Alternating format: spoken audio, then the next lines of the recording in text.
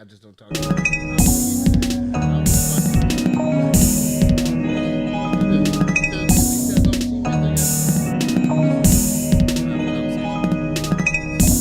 always hit that nigga. Yo, like, bitch. I had to beat him up just to help him. You get right, man.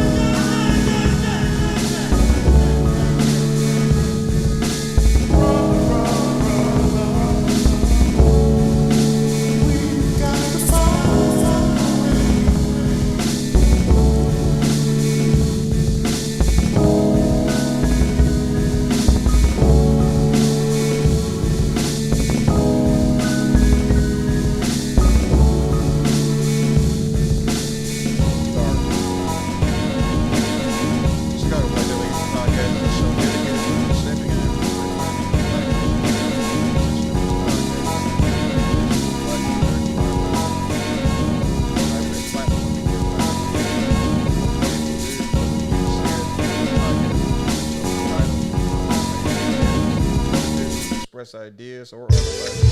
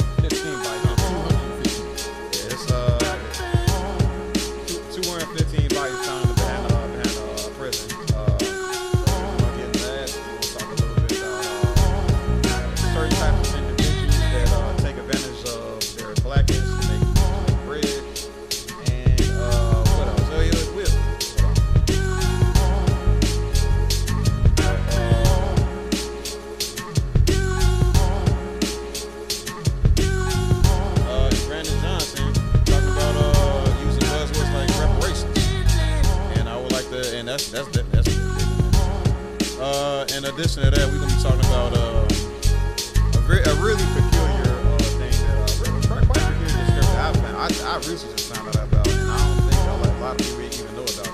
But in terms of finding out that American was taken to court to the what was that, UN? They were taken to the UN and to be tried for on counts of genocide against Black and Brown, aka indigenous people. So we got quite a show today. As y'all can see, we got a number for y'all to call if y'all want to call just to chat a little bit. Have a question to ask, have a debate to bring up, whatever y'all want to do. You know what I'm saying? Numbers right there. Please call and just make a short out of it. So, but otherwise, we can first get in this first video. It is from PBS News Hour, and it's about something really alarming to do with how prisons have been treating people down in Jackson. Check it out. Mr. Crump, after it was discovered.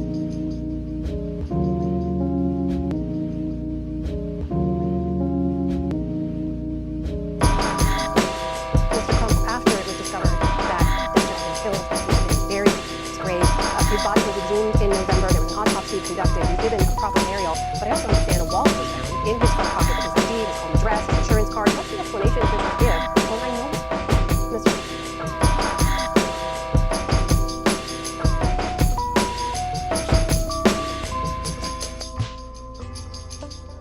You a mighty man.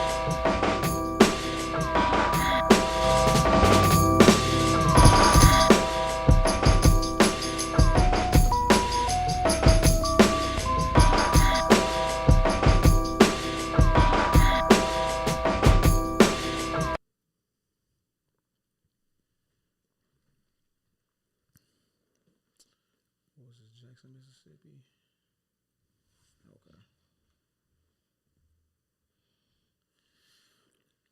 Okay. So in this video, we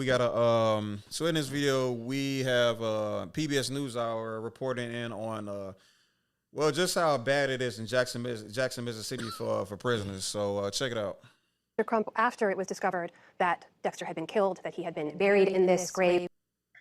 Mr. Crump, after it was discovered that Dexter had been killed, that he had been buried in this grave, his body was exhumed in November. There was an autopsy conducted. He was given a proper burial. But I also understand a wallet was found in his front pocket with his ID, his home address, his insurance card. What's the explanation officials give for why no one was notified he had been killed and buried?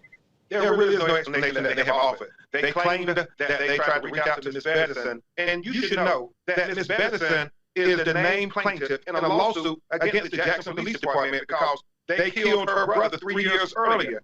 She went through 2 criminal trials, had several press conferences. So when they called her house, if they did call her house like they claimed, they knew where she lived. They knew how to get in contact with her if they really wanted to notify her that her son Dexter had been hit by a police car. So it is very suspicious that they would just bury him in a pauper's grave because they said they could not identify his next of kin. Ms. Bettison does not accept it, and because of her tenacity, it has exposed all of these loved ones being dropped in a hole in a bag behind a Mississippi jail. Mr. Crump, the Jackson mayor did say there were mistakes. He also just said that Dexter Wade's death was a tragic accident. He said there was no malicious intent in failing to notify the family. We know the police department has new notification procedures right now. What recourse are you specifically seeking right now for these families you represent?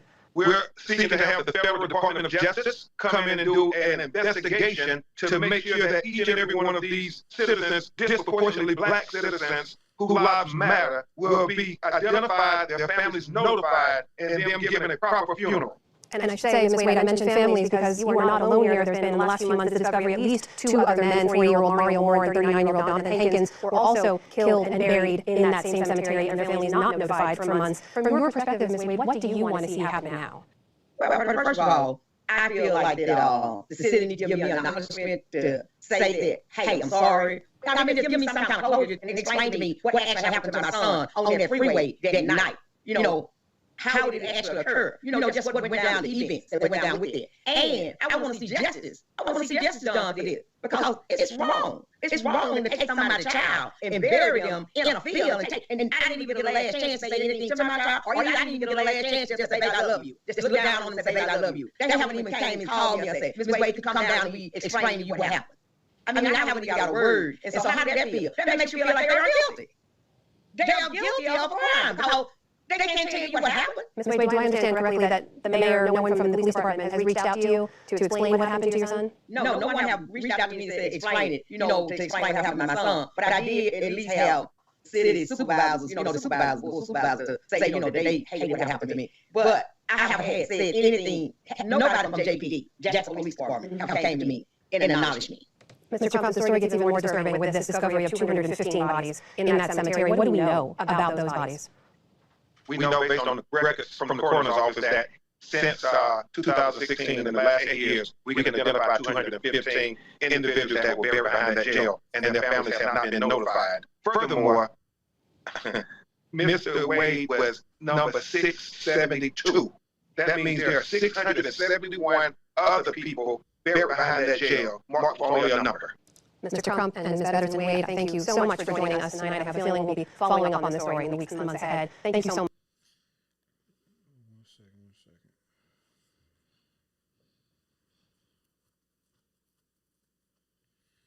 Okay. Any initial thoughts about what you just saw? Man, shit was kind of sad that they did that. I mean, they basically killed their son and buried him, like said, possibly to cover up a crime. There was no autopsy report. It was just hit him, tag him, throw him behind in prison. I thought in the article, I thought he was in jail, and they said he died in jail, and they just buried her and didn't tell her that he died, and they was like collecting the money for like a prisoner. Because they were saying a lot of those bodies are technically dead prisoners, but I don't know if, like, do they keep the prisoners alive on the books? If you say he's still alive, you still have to pay $80,000 a month out of taxpayer dollars for those prisoners. So, well, they didn't report the death, so, I mean. That's what I'm saying. I mean, they did keep it. I mean, right? But I don't know if those are all prisoners. Now, if these are just... wow.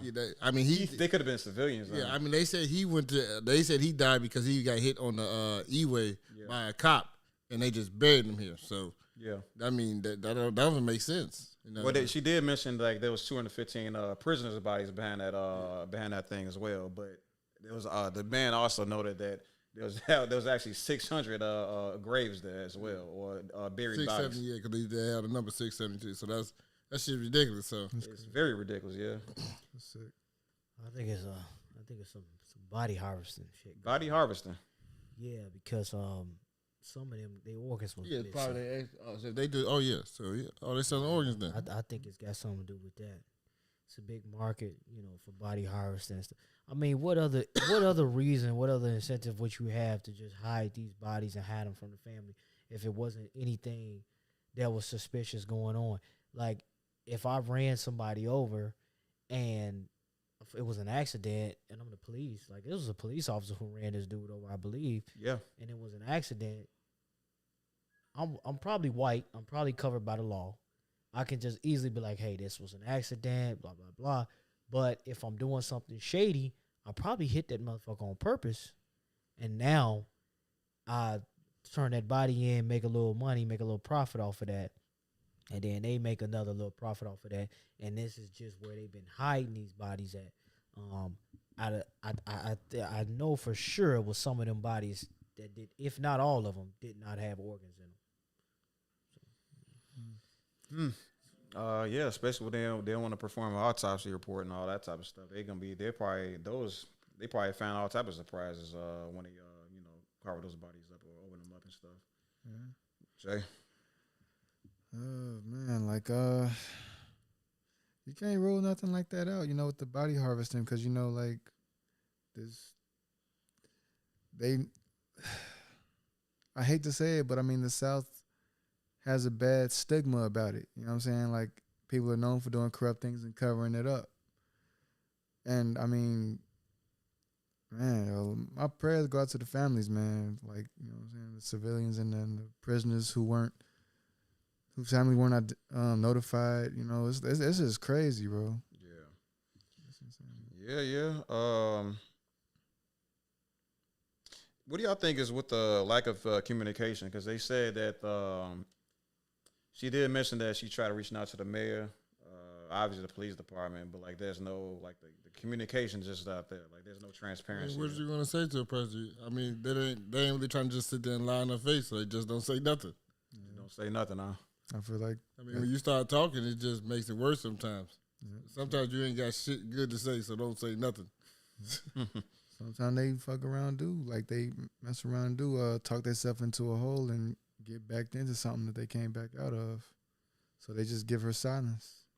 That's the only thing I could really think of. I think the right thing to do is tell her the truth, but you know how that goes. It's too much like right, It's too much like right for some people to do the right thing and just notify her son was killed, and like, why would they do that? That's cover up, bro.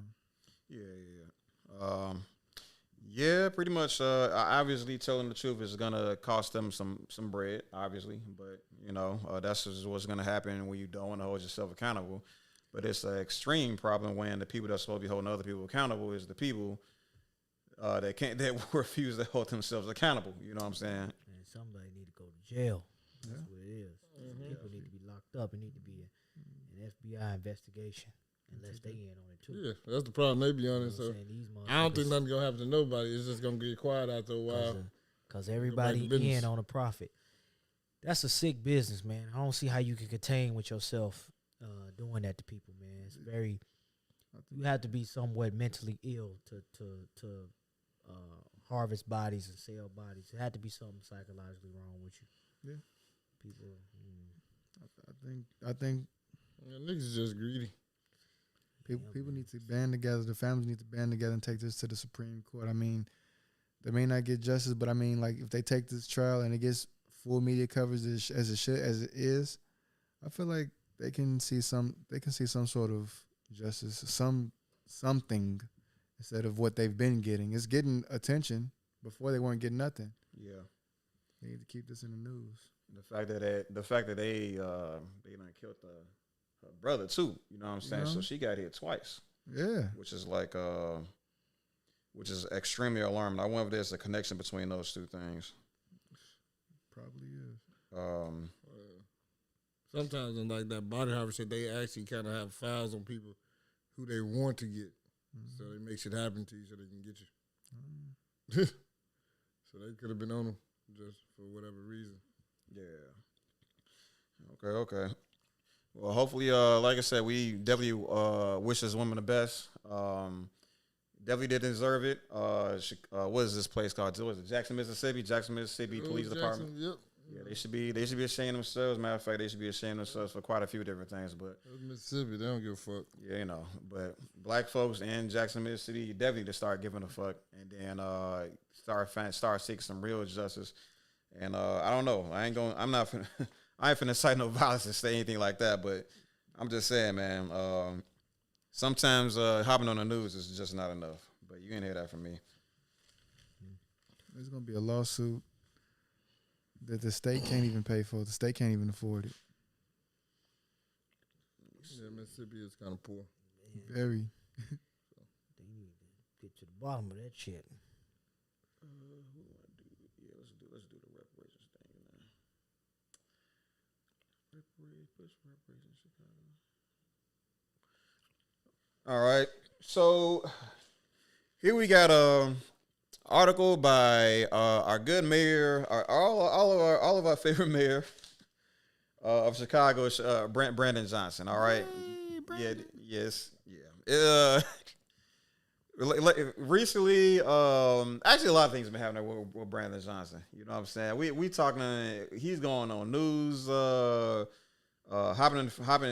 doing interviews with like all these different networks and avoiding questions and going to hospital because she's dealing with what was it like some sort of panic attack and stuff like that from dealing with these migrant situations, man. I mean, the pressures of holding up to his promises to the Chicago's West and South Side and stuff like that. Like the pressures getting to him, and he wound up in the hospital.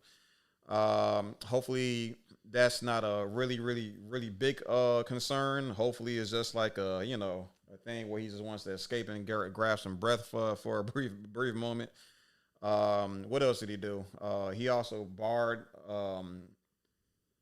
free access to what was that, the city hall, like those town hall meetings, stuff like that. Yeah, he did that. Yeah, you need like I don't know the exact. Well, we'll post the article up right above my head and detailing what is necessary for you to essentially book access with to be able to speak in front of the town hall and stuff like that, which I still think is kind of wild because even though we talk a lot of ish about Tiffany Hanyard over here, but at the very least she still let people come in and say their piece, even though she we ain't gonna talk about Tiffany right today though. Today is about Brandon Johnson and his recent claim of pushing for reparations in Chicago. You know what I'm saying? And apparently, I guess he trying to get black people in Chicago $500,000. So let's take a look at this. Let's take a look at this article. Yeah. $500,000 each. Hell nah. He's trying to get a collective. We wish. What the fuck you supposed to do with $500,000 as a whole to give to all these black people? Man, that's like what? That's a couple $100 per person, maybe $50. And everybody is getting motherfucking millions. Yeah, that's disrespectful. You can suck my dick. All the black people, Johnson, people in America. The black people in Chicago, I believe, right? In Chicago, right? Yeah, there's a lot of black people in Chicago. It's like a couple of million of us here in Chicago. Yeah. I don't. We definitely gonna run. What the fuck you supposed to do with $500,000? $500,000. That's not even. Wait, that's not even like $1. Come on now. I mean, we're gonna run numbers. We're gonna run the numbers. How many black people? That shit better be 500. I mean, 500. It got to be 500 per person. It can't be 25. It can't be 500,000 as a whole program. And then we don't want no schools. We don't want no playgrounds. We don't want none of that shit. We want cash. Because what the fuck we gonna do, man? Yeah, I been gave up on college. So I don't want to fucking go to college. I don't want no student forgiveness, none of that shit. All right, so let's see exactly what they talking about though. Let's see what exactly they talking about. Let me get this door. All right, lock themselves out.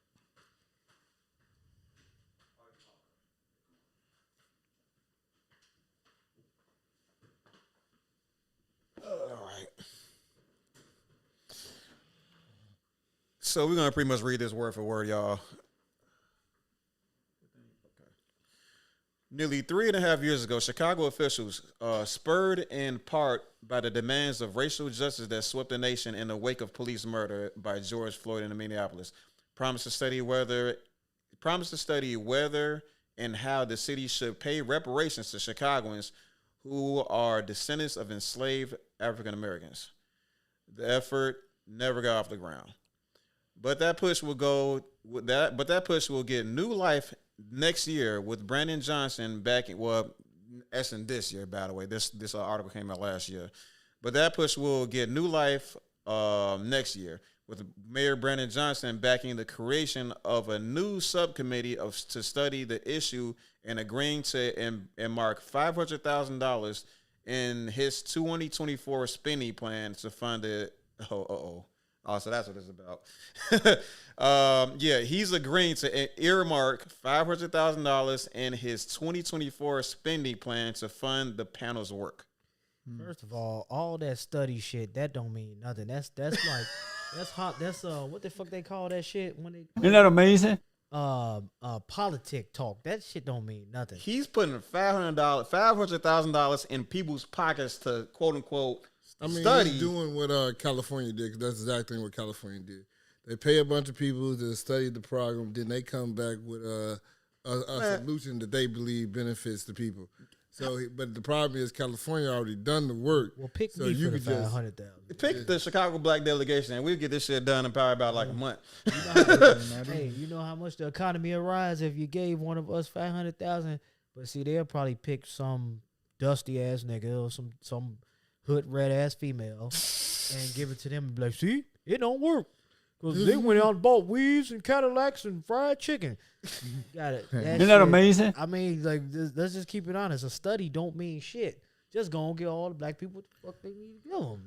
Like, no, it's not even that. Because they trying to act like they don't know what the fuck they did to us. So Just hold a referendum. it was so long ago, we can't really remember what actually happened. I wasn't. Yes, you were fucking born. You're like fucking 85. You were doing this shit. What are you talking? I was 85 years old. You was born on a plantation. You know what I'm saying? So California definitely spent a lot of time trying to figure out where the money coming from and who deserves what, all type of nonsense. It don't take that long to figure this stuff out. As a matter of fact, there's already books like Powernomics here and a handful of others that go into detail about just what has happened, what has not just slavery itself, but it's remnants of slavery, such as Jim Crow, the attitudes towards Black Americans during that time period, all of the legislation that was very anti-Black during that time. All of the work has already been performed by many of intellectuals that studied this during virtually their entire political lives, right? So why do we need to give $500,000 to another, like a whole new panel to just start the work all over again? Like, are you freaking serious? A subcommittee at that. Come on, bro. So let's continue on here. These are the first dollars. I'm already mad about this. The first dollar, son. Mm-hmm. Oh my. Okay, let me relax. These are the first dollars spent in this city to begin. It don't. I'm sorry, I'm getting triggered, man. It don't matter what city it's done in. It's about. I'm sorry. Let me begin. These are the first dollars spent in this city to begin the process of studying both restoration and reparations. I don't fucking believe what I'm reading. Johnson said, "Is this nigga Tether or something? Is he like really? Is he like from like? Is this people from descendant of slaves or something? Is this some kind of like? Is he like I don't know, some other shit or something where he's just running game on us?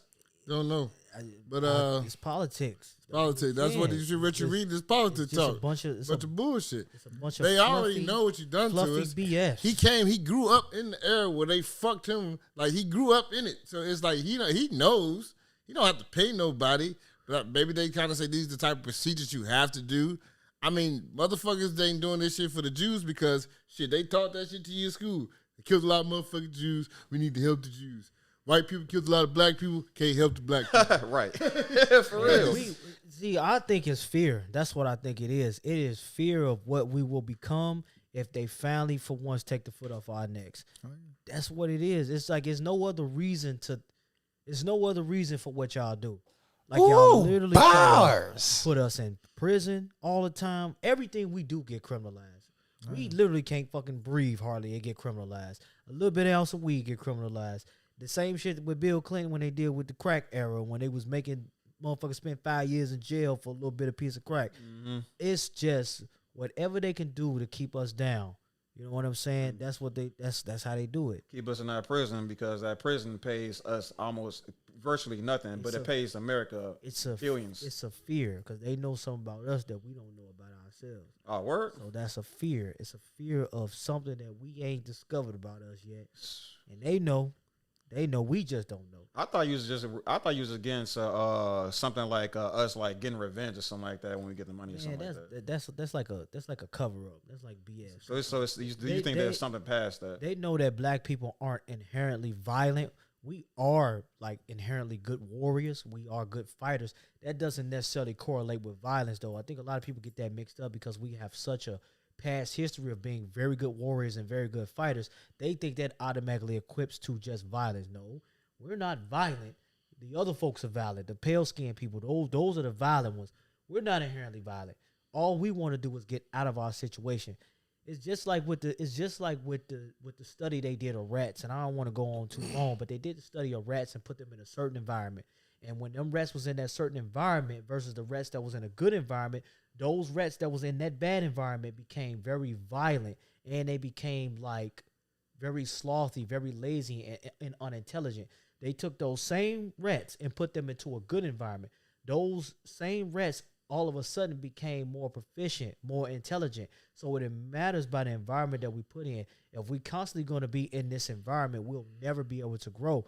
That's the only thing I want black people to see is that if we don't realize the environment we'll never grow. We too worried about fucking Jordans and shaking our ass at the club and all of this other nonsense ass shit. And these motherfuckers is got pure fucking mind game war tactics against us. This goes bigger than just reparations for me. Boy. But there also need to be some financial literacy and that's stuff that got to come along too. That's what we're here for, right? To create a platform so people that can kind of call in, you know what I'm saying? But we organize something to not just talk about financial literacy stuff when reparations does hit us. We know what to do with that bread and flip it in proper ways. But Sorry to go so long. I'm just piggyback on what you said, but it's a little bit more than fear. This country has never really thrived without slaves. Prison system is just a new slave system. This country is built on that, and they never really changed it. They just changed their tactics of it. So for you to tell them they're gonna stop slavery, like this, it's a video with this sheriff. I forget what county he's in. Modern day slavery. Yeah, I'm just saying this is different. A sheriff. He's literally on the podium. This is like live shit. He is mad because they are letting motherfuckers out of jail. Oh yeah, Illinois, right? Well, no, I don't know. I don't think it was. No, he sounded country. I don't they think did the same thing here in Illinois. The no cash bill. No, this is something different. No. Okay. He's just mad because they're letting people out of jail. He say they letting all the motherfucking good ones out. Like, who gonna wash our car? Who gonna do this work right here? Y'all don't understand. Yeah, he really said that. Wow. He said, "Hey, this gonna cost us money. Who's gonna do these jobs for these pennies?"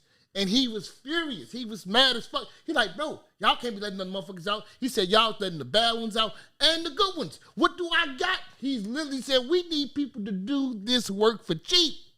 And we ain't got nobody to do it for cheap. He said, the taxes gonna go up. I want to ask you a question. I want to address it to the panel too, right? Without a biased thought, right? Would America ever thrive without black people, period, though? No. Not just slavery. I'm talking about everything that we contributed to this country. No, that's the problem. If we ever pick up left, the motherfuckers will cry. Hey, everybody, niggas, we can make it out. The economy is plummeted since y'all left. We'll give you the 500,000. Just come back. 500,000. We can talk it out. Pop, right? If you want Texas, we give you Texas. Right. You know what I'm saying? Just come back, be fly, make entertainment. We need y'all. We need food back. We need right. y'all working. We need that money back. We didn't understand it when y'all left. Our pockets was hurting.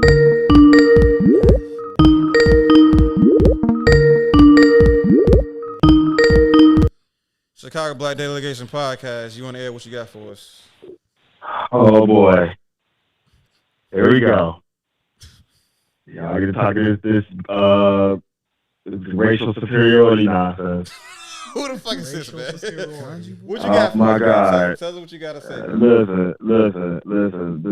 The absurdity to sit there and say one group of people cannot thrive without another group of people is historically absurd. You just sit there and stated that, I guess you want to call them the pale skins, was a fucked up term, and say that they would not have gotten America together had it not been for, what, the black skins? Wanted to throw that in there too, since you want to use racial slurs. And on top of that, that if you look at historical societal gains between the pale skins and the black skins, the pale skins were way more structured economically and industrial before the black skins were. So for you to make that statement is idiotic. That's not exactly true. Actually, we were the main contributors to running numbers, which what they call the lottery. Now we had black gangsters like Bumpy Johnson. The only thing is that those gangs were infiltrated by other powers that were higher than them, as far as the FBI and the CIA. So you're wrong there. And secondly, no, that's a fallacy. When they came over there, okay, go ahead, sir. When they came over there to Africa to even propagate slavery, they had an absurdity of technological advances that the African people didn't. That's not true. So to sit there and say, white people would have came, what the fuck? That's not true neither, sir. That's not Jesus true. Christ. That's not true. That's not true. In fact, we can see that being evident in the Tulsa, Oklahoma thing, because we had way more technological advancements that wasn't even known to the rest of the United States, that they purposely bombed because they were upset that. What are you talking about? I said doing when they started. Did you just hear what I just said? When they started taking people from Africa, they were technologically more advanced than African people. Sir, the one of the guys on the panel made a statement that technically white people were more advanced in warfare. As far as weapons and industrial, but we're talking about West, yes, they had muskets, they had cannons, they had large naval ships. The African people didn't have that. So to say that if they wouldn't went over there to the Americas without slavery and say, they wouldn't have did shit because black people are what, more superior? Y'all propagating the same bullshit they are. That's why aliens and FBA people are full of shit. Let me ask you. Ask me this question. Y'all grifters. Go ahead, Sherelle. Let me ask you a question, man. Where did America learn their fighting tactics? Did they not learn their fighting tactics from a general named Hannibal? Did they not learn that from him? Okay. Taking tactics from a group of people doesn't mean you didn't have tactics of your own. If I'm a street brawler, their weapons were, but not their tactics. They don't need tactics of their weapons. Briefly, sir, if I have a handgun versus a tank, sir, will I win that fight? Closing statements, caller. All right, listen. I'll put it like this. Are you black, man? This is why Are you a black this is why these type of statements. You're saying borderline racist things, but then call another group of people racist. That's not borderline racist. That's not borderline racist what I said. Thanks for your time, caller. The truth of the matter is, America wouldn't be as successful as they was if they had never built this country off the backs of slaves. It just is what it is. No, we did. No, we did not have all of these technologically so-called advanced industrial things that you're talking about. But we had a lot of advancements that they stole and used for themselves, far as cars and airplanes and things of that nature. See, I know they told you that white people made that stuff, but literally it was stolen from us. So like I said, America wouldn't be as advanced as it is now without blacks. And it would probably be more advanced if suspected white supremacists would never intervene with a lot of the creations and a lot of the inventions that we come up with. I don't know, man. I mean, it sounds like you just arguing for the sake of arguing. I think another thing to note is he wants to kind of compare the state of Europe before it intervened with African affairs. And in my opinion, it's a kind of a difficult or weird conflation. I mean, no. Hold on, let me finish. It's kind of a weird conflation to compare Europe to America, because especially like current day America, because I believe how the conversation started, right, was if black people packed our bags up and moved. Am I correct? Mm-hmm. And with America being what it is right now, how will that have an effect on America from like the ground up? And I would say it would, because not only are we, I mean, it's not just the fact that we 16%, somewhere between 14 to 20% of the America's population, but as well as that, we also have skills, and we have like hard labor that come along with it. And then just stripping that from America is going to have like extreme ramifications on not just the economy, but like shit, the culture and just the attitudes as well. You know what I'm saying? I mean, we spend the most money. I mean, that's a fact too. We are the biggest consumer, so we spend the most money. Yeah, that America loves us. America loves our fucking dollar. You feel me? So I mean, that person did nothing. He don't really. One, he's conflating. If he wants to go for that far back, Europe was a piece of shit. The people who took Europe out of the Dark Ages was the Moors. So true. If you want to talk about it, that's who took them out the Dark Ages. Taught them how to farm, taught them how to clean themselves, taught them a lot of things. And if you look at that, they wasn't. And one thing they did steal from Africa, they did steal a lot of science. They tell you they stole a lot of science and a lot of medicine. Especially in modern medicine. They didn't understand a lot of things that we did. He's talking about pure attacks of war. He's just talking about guns. He's talking about that's all he's talking about. Stuff. But it's more than that what dictated society. They just had the best weaponry. You know what I'm saying? And I mean, that just what came with it. Of course, we wasn't trying to be, like I said earlier, of course, we were good warriors, but we were not violent. Of course, we wasn't thinking of ways to blow up a whole fucking village and shit. I'm sorry to say this, but as we look through history shows us that the European nation has shed more blood than any other nation there is, and they have been very violent towards every nation on this planet, including themselves. So yes, they have thought of very violent ways to attack people, attack their so-called enemies. They created all these torture devices. Our people don't have a history of doing shit like that. So no, we wasn't sitting around thinking, oh, let me make a big ass ball of fire so I can fucking go and blow down the Trojans over here. No, we wasn't doing shit like that.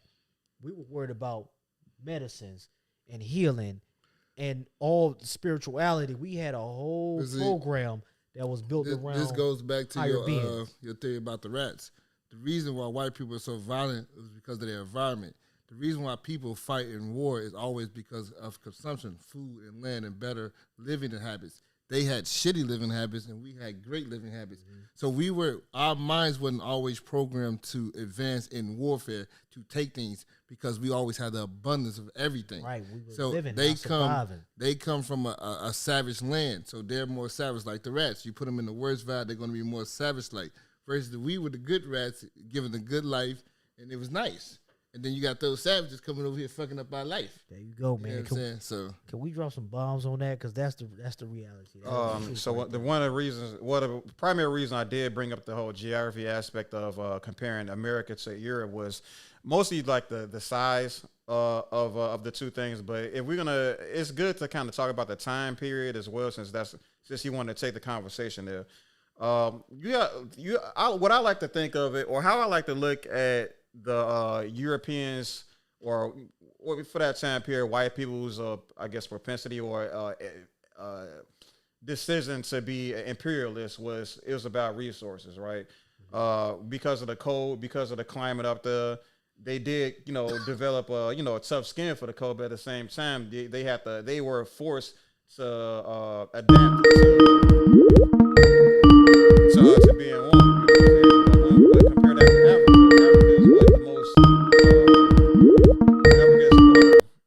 Africa is the most. One second, caller. Africa is the most resource-rich country in a continent in the world. You know what I'm saying? So the idea of like chasing a resource is not a necessity. Whereas Europe, they had to do that because the resources was weren't as easily accessible in Europe as it was in something like Africa. But when they found out Africa had that was the shit over there, that's when they started to use their tools that they pull from not just their own resources, but from the Asians. You know what I'm saying? Gunpowder, and they used that to essentially attack a group of people that did not think war was necessary to get what they needed. True indeed. I think I guess hold on 1 second. Hold on. Was that the same call at Reese? It was okay. Wow. All right. So let's that's gonna be a video on its own. So yeah. Where's my mouse at? Caller, you gotta have some patience, man. Yo, I want to say real quick though, like, yeah, my fault, Jay. When it comes to like America thriving on black people, of course it does, because they couldn't enslave the Indians. Well, not the Indians, the natives, because you can't enslave people who know the land. They had to bring people from somewhere else to somewhere they don't know. You know what I'm saying? Like, that's how they got us to do all of this stuff. If they tried to, I don't even know how they managed to get them all on the reservations. But I mean, honestly, like, everybody has a fair. No, the reservation thing came in a deal. They asked for that. Yeah, they asked to be cut off because they was killing them. They were killing them because they wanted that oil money. Like, I think, like I said, I think the first reservation was in Oklahoma. Like, when the whole Tulsa shit was happening, they was killing the shit out of Indian women for their land and oil money, their inheritance. Like, white men would slaughter the shit out of Indian women. What's the name of that movie? It's Flower of the Killing Moon. You know what I'm saying, with Leonardo DiCaprio. Flower of the Killing Moon. It's a good movie. Like, I saw a white man, and this is what they did to get ahead. Like, they did it with no remorse. Yeah. Like, they would marry him. Like, one dude, if the chick died, if they killed the mother, right, and then she left the land and the will and oil money to the kids, they would adopt the kids and kill the kids, and so they can get the money. And they did this and didn't lose no sleep. Oh, this is a new movie. Yeah, it's a great movie too. It's like 3 hours and some change, but it's a good movie. I'm gonna check this out. And you're gonna see them slaughter women like no other. That's crazy. Wow. All right, so let's pick up where we left off here. When residents who have experienced neglect and disinvestment for generations speak out of their pain and their trauma, this administration and the Black Caucus, we hear you. Alderman Stephanie Coleman, 16th Ward, the chair of the Chicago City Council's Black Caucus, said the subcommittee is likely to be part of the City Council's Committee on Contracting, Equity, and Oversight, which is led by Alderman Emma Mitz, the 37th Ward. That panel will meet for no more than a year and then transition to a full commission, Coleman told WTTW News. If y'all want to say something, just go ahead and say something. Just cut me off.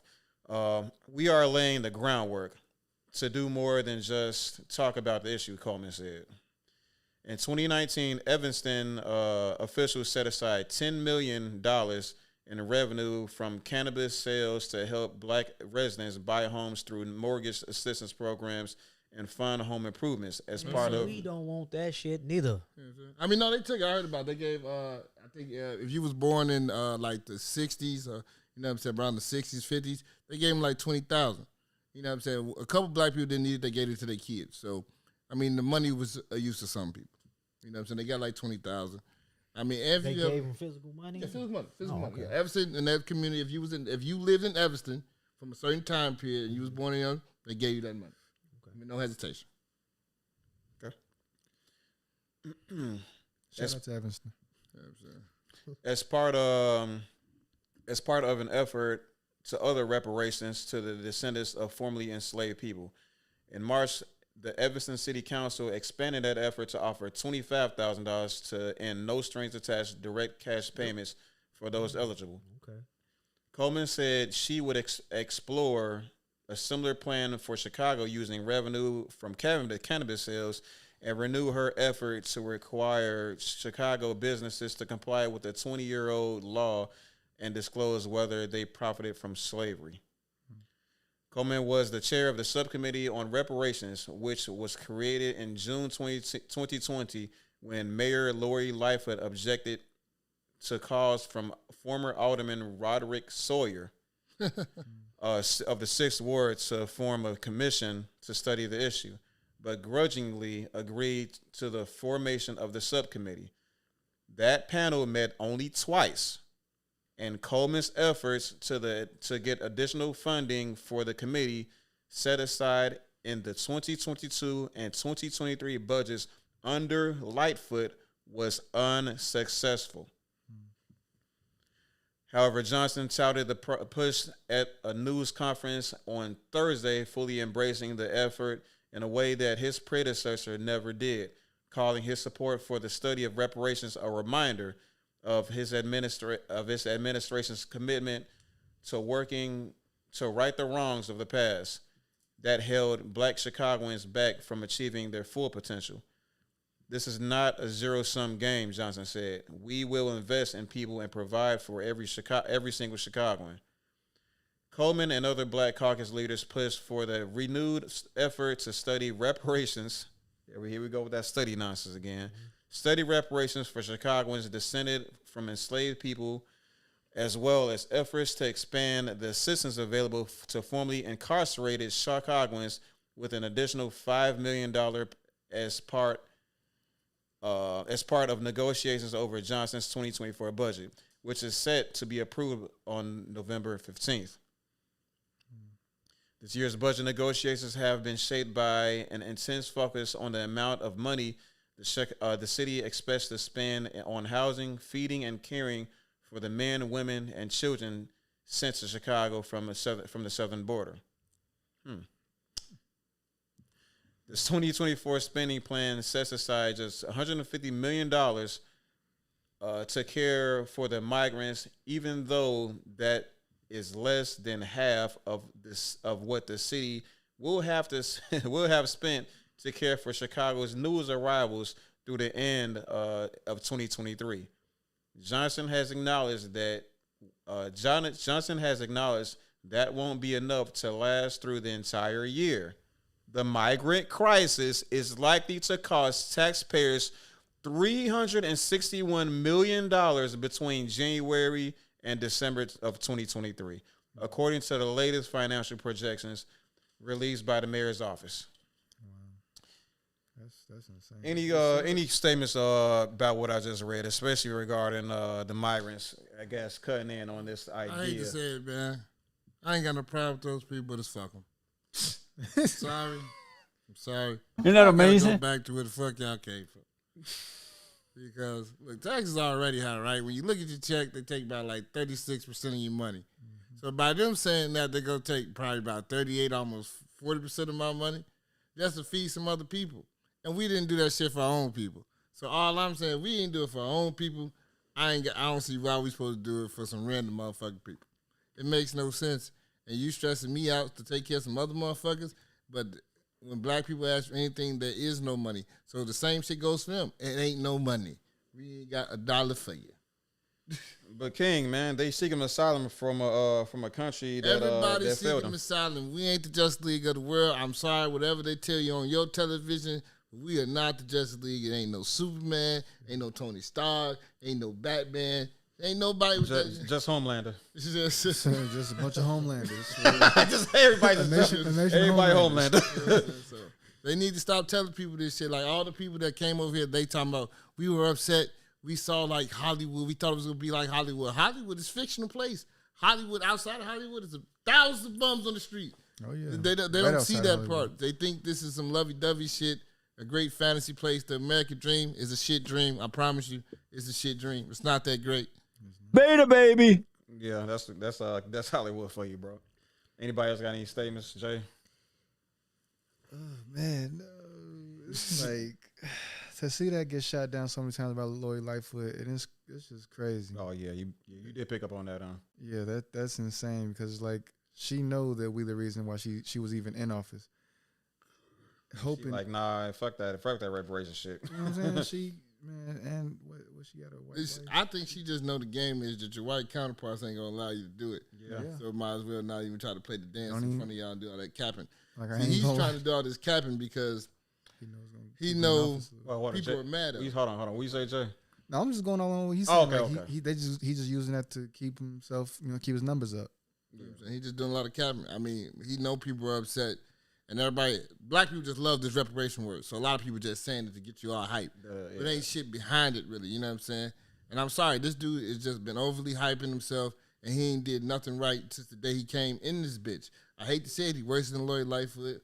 We probably never get another black person in this bitch for another 1,000 years because every goddamn nigga that came up in there and shitted on the job. Isn't that amazing? So it's like they're just fucking terrible. I mean, then he's already talking about raising property taxes like he said he wasn't gonna do, but he was talking about the cost of houses like $1 million. But it's still that's what that star said. Then they go, so we can't do it just to them. We got to do it to everybody else. So then it's gonna be tax price across everybody.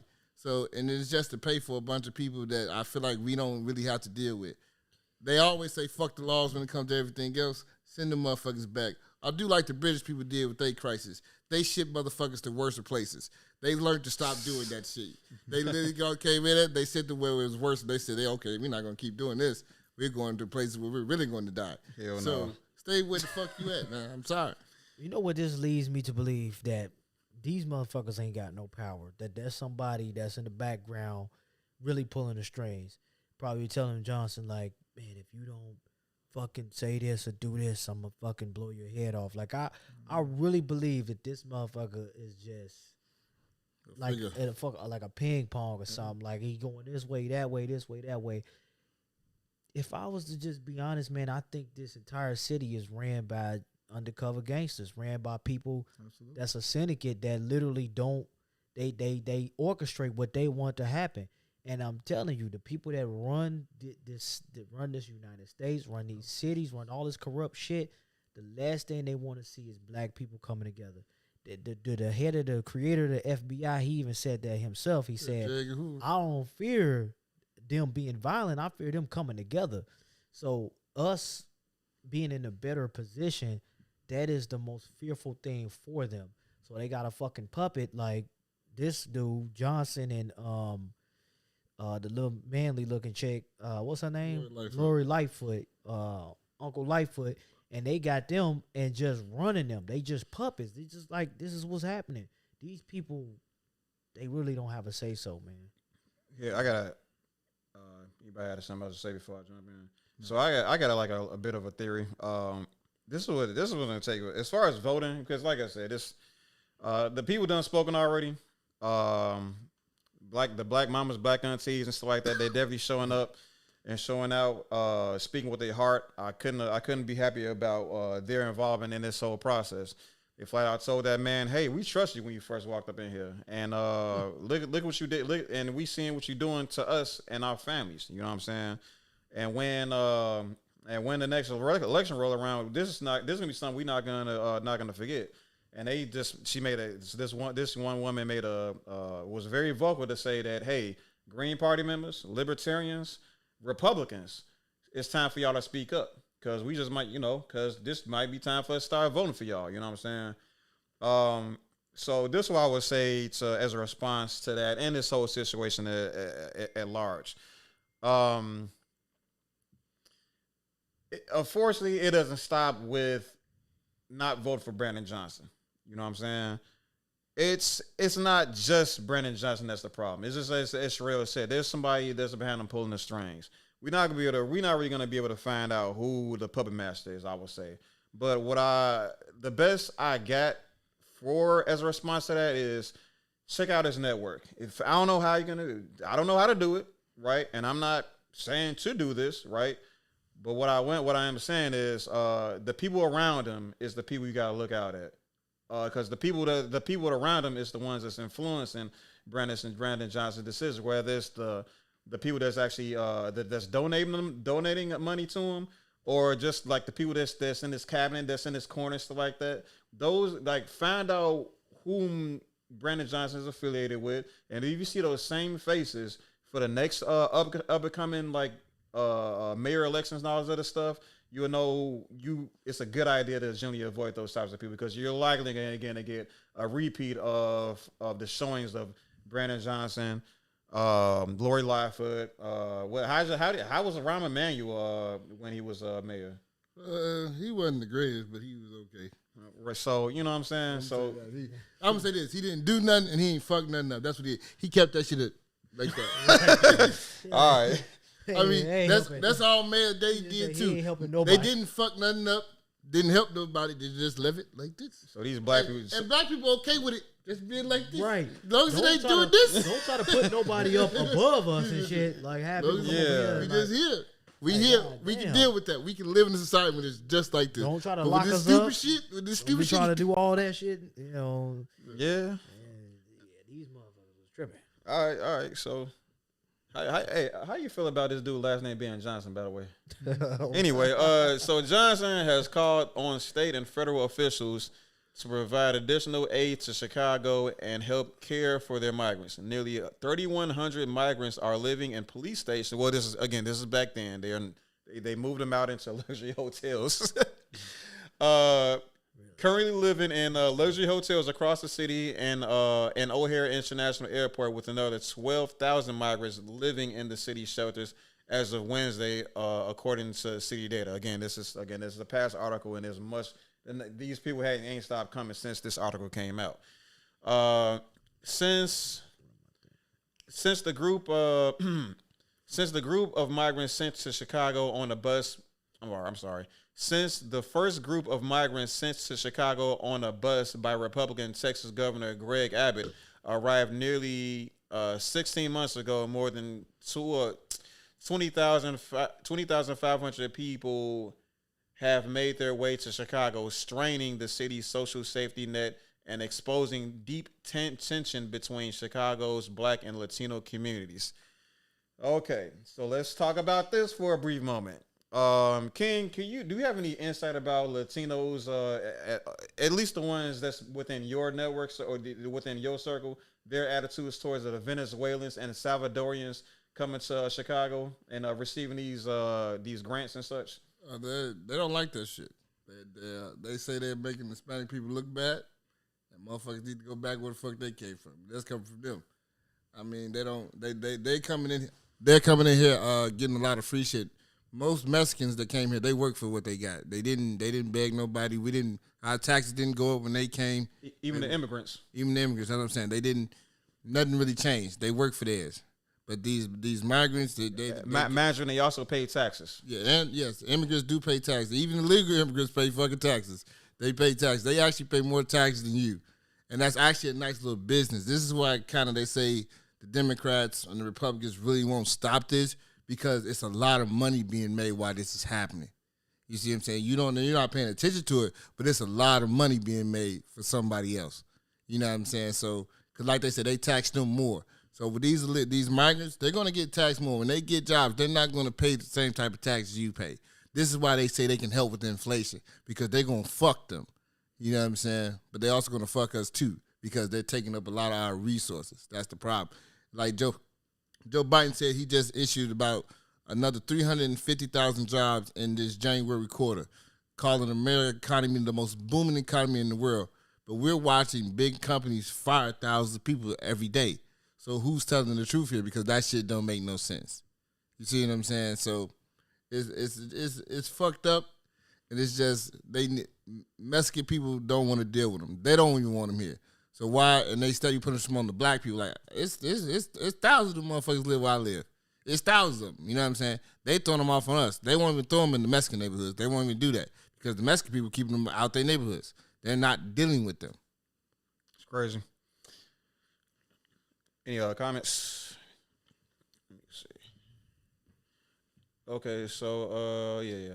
So efforts by Johnson and his administration have left many black leaders deeply frustrated and angry that the city is spending millions of dollars to house mostly the Latino immigrants in black communities that have suffered from decades of disinvestment, grinding poverty, and rampant crime and violence. I've seen some black immigrants voice their frustrations about being left behind in all of this, and they're claiming there's a lot of racism going on, right? Can I say one more thing too?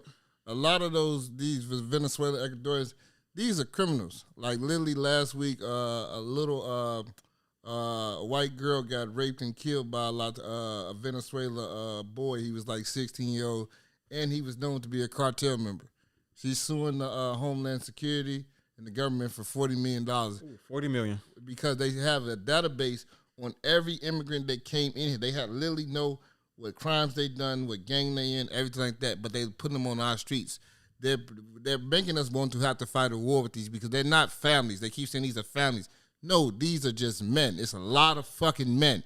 When you go out over my hood, bro, they be having cars, 6, 7 of them. It's all men. You getting out these bitches, and they bust and swerve. They getting guns. They doing what they do. They doing just what they did at the crib. And they told them it's in our neighborhood because we're going to have to deal with them. We're going to have the ones that have to fight them, and we're going to go to jail, and we're the ones that's going to die. Yeah, especially when that funding starts to slow down, right? And those jobs don't come like they think they're gonna come. They're gonna do what they do. They're gonna pull out their guns, and they might do something. They might. I'm just saying, it's so if you're black and living in the city, even in the suburbs, it might be time for y'all to start investing in your weapons. You know what I'm saying? Just for your own protection. And this is not no type of.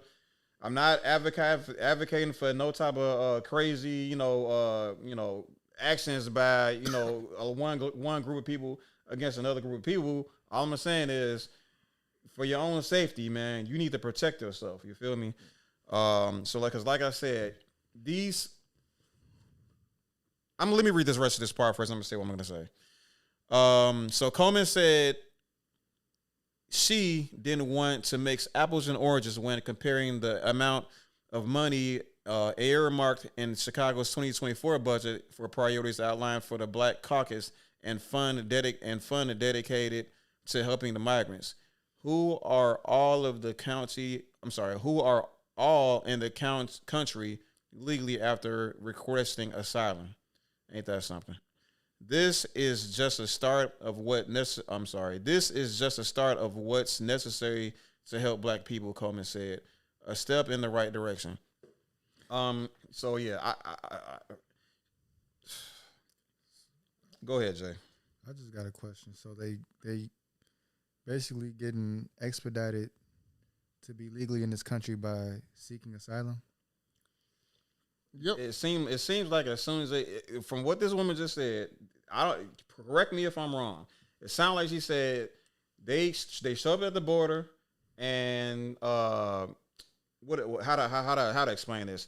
The border security took one good look at them and just gave them one of these, and then all of a sudden they're legal migrants. They're illegally they're not here. even going through border control. They just walking through this motherfucker. It ain't nobody out there. Oh, my bad. I gave them too much credit. Go ahead. Nobody out there. That's what I'm saying. They just coming over, and then they getting stopped, and then they getting documented. But it's nobody really stopping them. That's why people are banding together to go protect the border. I mean, I understand y'all about to call them radical Americans, but hey, man, somebody got to do it. But the problem is they about to do a hard job that nobody's willing to do because they're about to, I hate to say it, they're going to kill these people. If they don't go back to where they come, they're going to get to shooting these people. So, and all of this because of I'm sorry. Let me stop that. Yeah, that's like that Texas breaking off and trying to do his own thing. I mean, not just Texas, it's 25 states. Oh, it's 25 states is actually 25 states. The South, basically the whole South. The whole South wants to break off from America. Now, I don't know how far they're going to go with it, but this has always been his goal. He said this before, but now you're giving him a lot of fuel and ammunition with this migrant shit. You know what I'm saying? Yeah. They're getting tired of it. The whole South is just getting tired of the North dictating what they do down here. They all one collective, and that's 25 states. That's a lot of power. That's half. That's split damn near. So, you know what I'm saying? So, if that really happens, then you got Putin jumping into business, and you got Canada. They willing to give them support. Support means an army. That means guns. That means you can say, I'm not doing what you're telling me anymore. And if we have that type of division on our soil, we haven't had that in the last, 200 years. I'm going to down south. Yeah. That's where I'm going. I don't know because they don't like black people down there. So well, I mean, Texas seems to be doing pretty good with black people. Hell, we gonna have to get together because this shit is getting way out of hand. We gonna fight each other, or we gonna let them keep coming over here taking over? Because eventually they're gonna take over if we keep letting them just flood it. It's not just Texas though. It's 25. It's 25 states. Yeah. Any comments, Jay? I almost feel like it's because it's always been like a culture down south where they felt like it's different from up here. So it's like y'all saying, like they just gonna use this as fuel to further their own cause.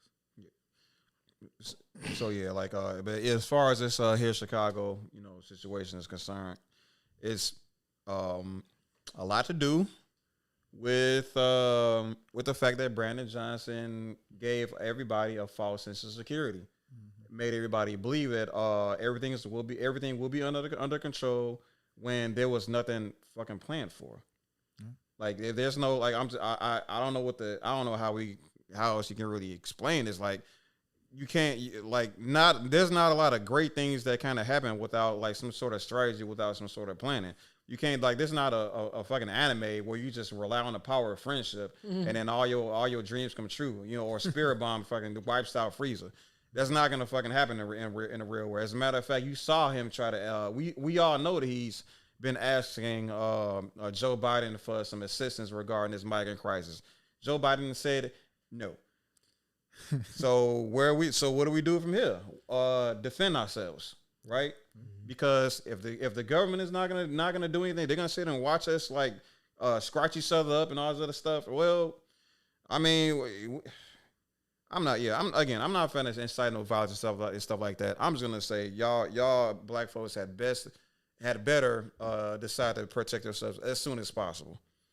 Any closing statements?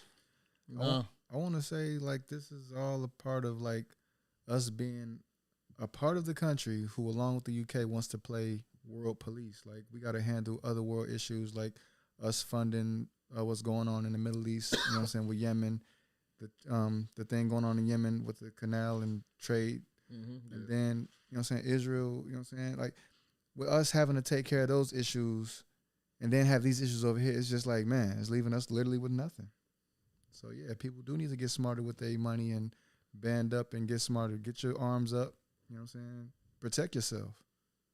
Ooh, bars. You know what that is? Hey, bro. You know what that was? He's trying to tell you this. Ooh, bars. Ooh, bars. It's me, dude. It's me. This nigga right here, man. Bars. Man, that's different from your calm, like like mellow tone and shit. Y'all want to take 5? We can take 5 if you want to. Smoke break is longer than 5 minutes. I said the smoke break is longer than 5 minutes.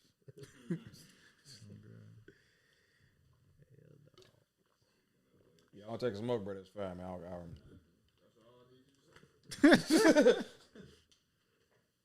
All right, Carl. I know you're watching, man. You can call back in, nigga.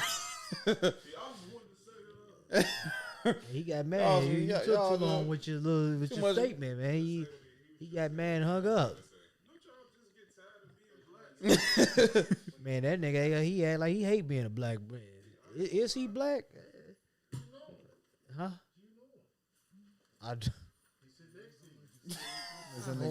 I hope that ain't him. I know those kind of ass. He be going, oh. I hope that knew ain't was him. kanji. Oh. Low-key, I said that shit like, is this fucking kanji? No, it ain't me, fool. Stupid ass. All right. Is that you, Ryder? Only you're that short. I feel sorry for your dad. Yeah, we. Oh man, he's like the guy that that has like the alternative perspective that is like necessary for like diversity of the show. He always gotta be. Okay. He always gotta be. I call him real life Uncle Ruckus. That's real life Uncle Ruckus, and I'm granddad, nigga. I don't know why I deal with your ass, Ruckus. All right. Oh man, that's funny. Yeah, man, that's my guy, man. Hey, what does y'all niggas do to contribute to the country? Damn, I mean, we built this motherfucker. Right. But I'm gonna explain why we built. I explain it. I mean, got was. the money at that time. Niggas made billions. Shit, So even those now, billions built this bitch. That's Yeah, free money. that's very They true. didn't have to pay nobody. Nobody. Only people they paid was the niggas that helped shoot you. That was it. Everybody else, they didn't pay They ain't nobody. even pay them. I think Shit. one better. We damn near. Wouldn't y'all say we got the least businesses and shit like that, right? Yeah, we do. Like as far as amongst the race. Yes, we do. So where you think most of our money going? Back to y'all. Back to him. So Yeah. who the fuck is funding the country? Us. So the fuck are you talking about? We not like nigga. We still Man, making this shit happen right now. we have like over $1 trillion some dollars in like spending, as far as black people as collective. Somebody told me some shit like A lot of other races of people, they money go outside of the country. Our money circulates throughout the country. Church alone, they said the black church make like $3 million a day in like tithes. And then they say all the money goes to I don't the go. white bank. I don't go in no church. Like it's gonna go to a white bank at the end of the day. It's gonna go to the country. You're right about that. I ain't thinking about that. Those black churches need to be investing in the black banks. Absolutely. I never thought about that. The problem is they're not gonna do that because they don't get the loans from black banks to get them from white banks. Basically, You got to do business with me. But yeah, it's valid.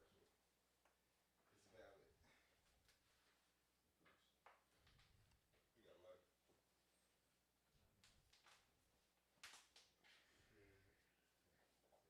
Huh? Y'all got you got any water for that shit? Water? Yeah, I gotta grab them. I gotta go in my trunk.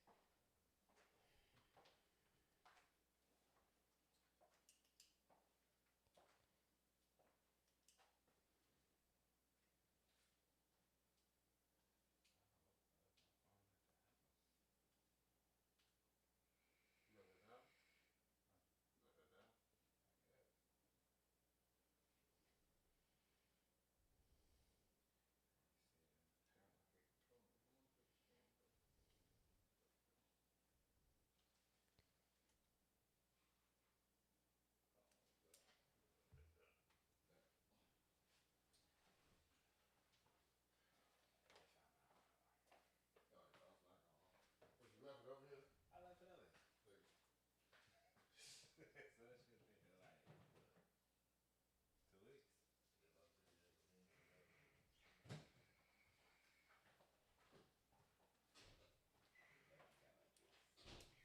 You answered the call, Reese? No, he didn't. I thought you cut the live off. Actually, I thought you cut it off. Ain't no, let me know. You just cut it off on middle of the week. Bad for the views. No, it's on like we'll be back and shit. No, I guess, yes. Was it the same color, Reese? Yeah, it was wrong. Oh. We got time for that, dude. Dumb shit you time. Man, this let me know that anything is possible in this world. Yeah, cause actually, she got to work hard. God dang. She big as hell. She is, man. Big as hell. But I'm gonna do this. I got heart. She getting at it. I can't even That was do about that. 6 of them too. That was a lot. Yeah, that wasn't just yeah. one. Yeah, Jay, those back to back. She got some strength. Man. She working out. She gonna be something one day. I'm tell you, I can't even do that. Some fat bitch got the prettiest face. You just look at her. Man, you lose about 200 Yeah, pounds. right. That bitch, baby. Right. You'll be all right. You would not do this to you up that day. I wouldn't just make you suck my dick. What y'all talking about? Big girls that's pretty as hell. Back on that big girl train. That's real. I thought I would talk you out of it, man.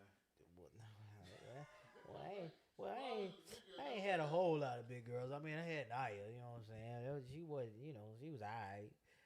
She wasn't too big, but you know. You saw Centerio? I did see Centerio. She got that liposuction.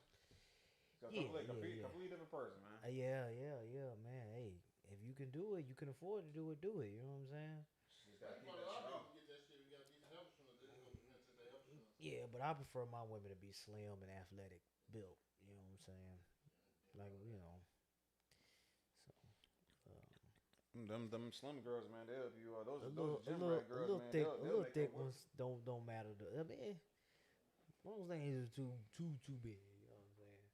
Yeah, them girls, they'll have your what am I doing? What's that thing called? Your plan, your eating plan or whatever. If bitch short, she can only be about 140. Really? Short. Yeah. How short though? I'm talking about 4'11", 5 feet. Oh yeah, okay. It's gonna be like 130. Okay. Them bitches like 5'8", 5'9", you know what I'm saying? Maximum 208. 208. That's sun perfect thickness right there. Once you Yeah. start going to 234, 250, now you fat bitch. Yeah, I was gonna say 5'8", maybe 200. You know what I mean? Because women they carry their weight is different. Yeah. So, you know what I'm saying? Cause you can see a girl be 200 and she look good. You be like, you 200? Okay. Look like $180. You see a dude that's 200, 5'8", you be like, nigga, get in the gym. Shit, yeah, right. You fat as hell. Literally, that's how that shit be. Like, they say that, I'm a man. It just Right, it look different. They go to different places. Right, women, they can wear 200 good at being 5'8", 5'9". You know what I'm saying? I know some guys, they wouldn't take that, but me, I'm a little different. I'm cool. Yeah. I like my women slim. I like them slim thick. I like them slim, but yeah. She's still fit, though. Yeah. She you know what I'm saying? She ain't got the outrageous good. Ain't none of that, folks. It's decent size. All that matters is that shit's beautiful when you see it and you dig it hard. Like, yo, that's crazy with me, Lord. I tell you, you know what I like, Lord. I think when I was about 5'3", she's about 180. See, she was pushing a little bit. Yeah, she was pushing. But what you say? that stick can still be right, though. That's what I'm saying. When it's in the right place, because I seen the chick. You know how loud they is. And they wonder like, no, as long as they go here and these, she be like, this is great. But once it goes all here, you gotta do is you killing me. Back in Yeah, you know what I'm saying? Oh, there you go.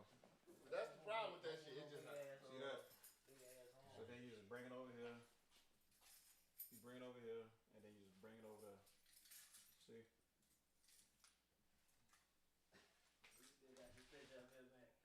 Picture of what? Oh yeah, I got found another bitch to hate, but she going strong. Got a lot of discoloration though, but you know. She got herself cancer. Trying to see, you don't know all that talking about being and stuff. That's a good shirt though, man. I know, but you know, you should change the shirt. I got you. I need some more pro black shirts. That's what it is. I need some more pro black shirts. Why Benny over there? Did I imagine that? No, Benny said he probably out there talking to some girl. Where? I don't know. He probably done left. Oh, okay. You didn't rock? You rode with him? No, I don't know about myself. Oh, okay. He just. I don't even know what I don't even know what that dude left. As soon as I'm done here, man, I'm going home, lay down, man. Probably play a little Call of Duty. No, I gotta study. I'm going home and study. I gotta do some study. Yeah, so we gonna. Hope these doesn't really take too long. I just thought about that. You gotta go at like you said 5 o'clock. I'm good for today. Oh. So you say so you going to the Super Bowl thing? So I'll just give you. We'll just get somebody else next week then. Yeah, I'm be at the thing. Yeah, Yeah, we can do it early though, man. It's up to you. It's up to them. That's what's up to. As long as I be out of here about 5 o'clock, I should be good, man. You ain't gotta catch the first part of the game.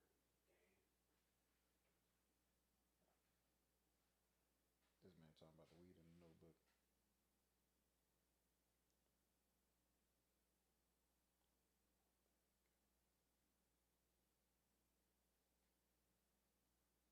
You know, go ahead and talk to this nigga. He about to curse me out.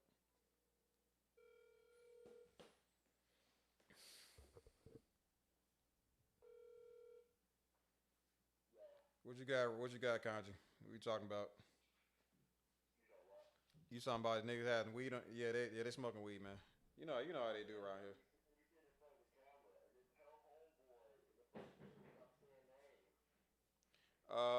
Who? Oh, y'all can hear that? You can hear that?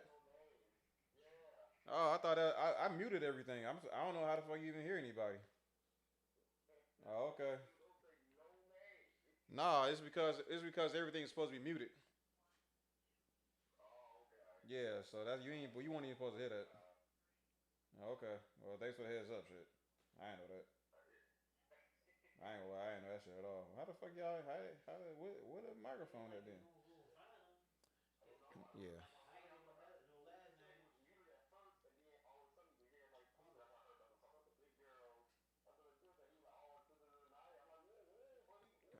Ain't nobody watching. Except for one person. It don't matter, man.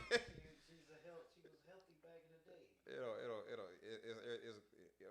But yeah, he like yeah, we just thought everything's muted. That's I guess I gotta figure out how the fuck how I always have some audio shit going on in this shit, man. I don't know. Microphone one. I don't know what it is, bro. I ain't gonna lie. Everything's supposed to be muted though.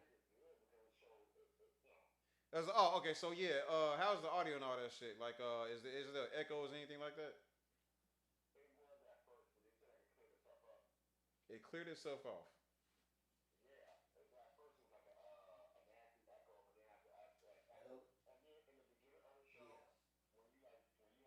Nope, I ain't watching. I ain't get a chance to even watch. What was overtaking the voice? Music. Oh, okay. Yeah, they changed it. They changed it. Oh wow, for real. Okay, well that was just okay. All right, well okay. I can. I guess I just lower the volume of that thing. Then okay, I didn't know that either. Okay, all right, good looking out. Okay, so all the so that probably means I need to. So the videos when the video's playing, that wasn't echoing that bad.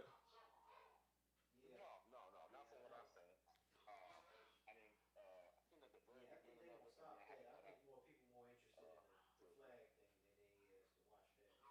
Okay. All right then. All right. I want to see what you was talking about with this weed shit. But okay. Say it again. What you say?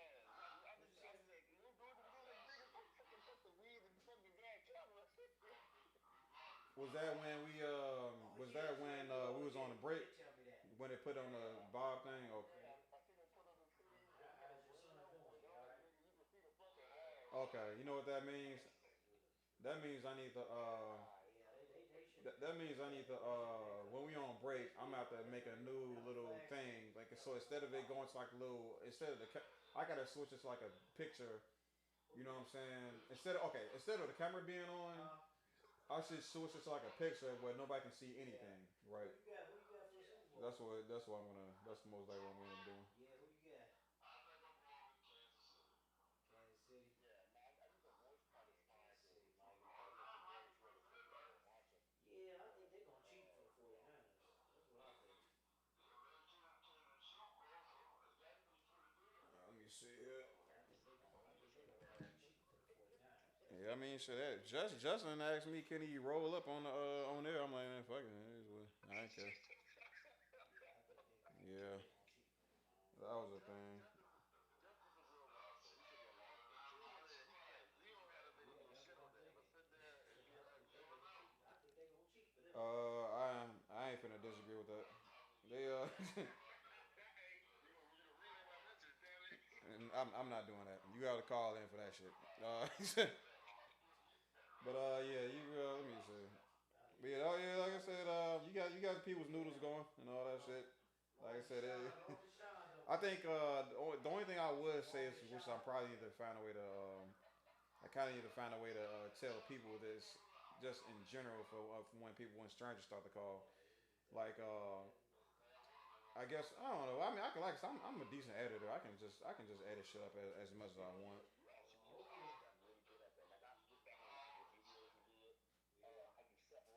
Oh yeah. Yeah. Long as Ashley get that boy what I told her to get him, he put on some weight. He put some on. Yeah, It's yeah, man. Like did I tell you I'm off for the next 2 weeks? Yeah, I'm on vacation. I'm on vacation. Starting right now, starting today. So I mean, like I said, I'm here, man. I'm pretty much gonna be hitting this as hard as I'm gonna be hitting these videos as hard as a motherfucker. I should be like so. The first thing I'm gonna do is just go ahead and wrap up the rest of the footage that I got. That might take me until maybe Tuesday, and then I'm gonna start working on all the shorts. I probably got like fucking man. I don't feel like doing no quick maps right now. Let me see. Hold on. Let me just think about this since we got time. Um, let me pull the calculator real quick. Okay, so it's per week. It's how many video? How many shorts did I make per week? It's 4 videos, two shorts per video. So that's 8. So that's 8 shorts per week. Uh, we're up to week 7 now. We'll say we up to week 7 right now. So that's 56. Yeah, yeah. That's about 56 to 60 shorts. So I'm finna bang out 60 shorts by I would say by Thursday, and I'm finna and we finna like I said not only are we finna just dump them all on TikTok, we gonna dump them on YouTube, we gonna dump them on Facebook. As a matter of fact, there's a way you can advertise. You can pay YouTube like $10 to $20 to like advertise like or to like boost the algorithm for your videos. So I'm gonna do that for a few videos. I'm finna pay attention to the I'm gonna pay close attention to the analytics. I'm gonna post videos at different times and see what videos to find out what's the best time to post the videos. I already have some theories and shit like that. Um, uh, and like I said, I probably told you a long time ago about my theory about TikTok. So I definitely got some schemes. You know what I'm saying? I definitely know what to do as far as what to do with these shorts. But all I gotta do is make these shorts. But the shorts is pretty much the first step. Because I mean like that's how just Pretty Things got on. She played the shorts market, and then people flock to it because they fuck with her shorts. We going all this. So all we gotta do is y'all do y'all motherfucking job. Make some be funny.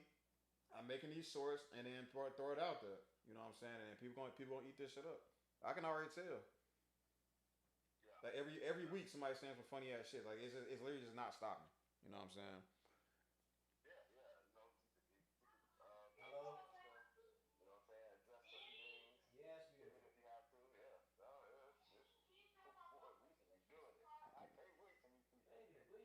Yeah. So if you wanna, like I said, whenever you wanna slide, man, I'm always gonna be here, and I'm always gonna be working and shit, especially this first week. Oh, man, I just wish So you come where I'm at. what do you wanna do? You cash it and then you can take it back home. I'm not giving you that card because your mother ain't there. She ain't gonna do right. She ain't.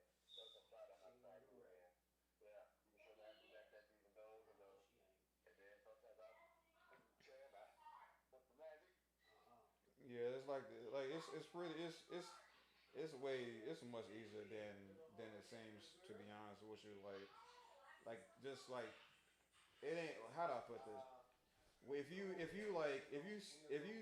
just imagine saying a sentence and then okay, imagine saying 1 + 1 = 3. Oops, I mean 2. You can easily just take out that take out that 3 answer. It was only gonna take 3 clicks. Snip, snip, cut, or snip, delete, and then bam, you just corrected the video. You know what I'm saying? Or corrected the clip. Now adding other stuff is a lot easier. It's a lot easier than you think as well. It's like the whole thing about editing videos is just speed. That's the main thing that separates a good editor from a bad editor. How fast they can do the work. But doing the work is almost too easy. You just gotta know you just gotta know what every tool does. What did I say? No. Yeah. I said no. Said I will do that. I will come to your house this week.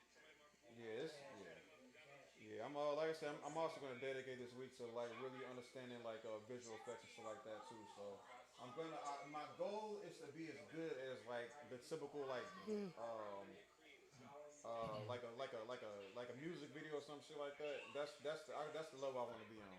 Like being able to like really make a whole bunch of wild like shadow clones and weird shit like that.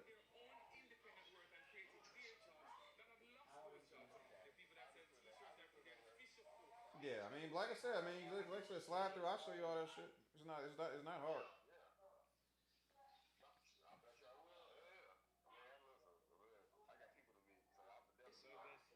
So, all right, but yeah, try to keep in contact with those girls. We definitely need some ladies and stuff like that to slide through for us and shit. So try to get in contact with them and so you can have somebody to debate with about these girl topics.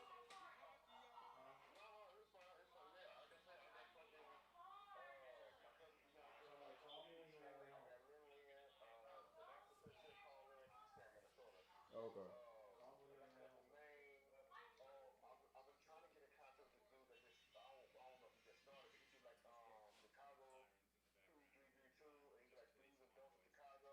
Oh, that nigga. That's funny. I know about that. I know about him.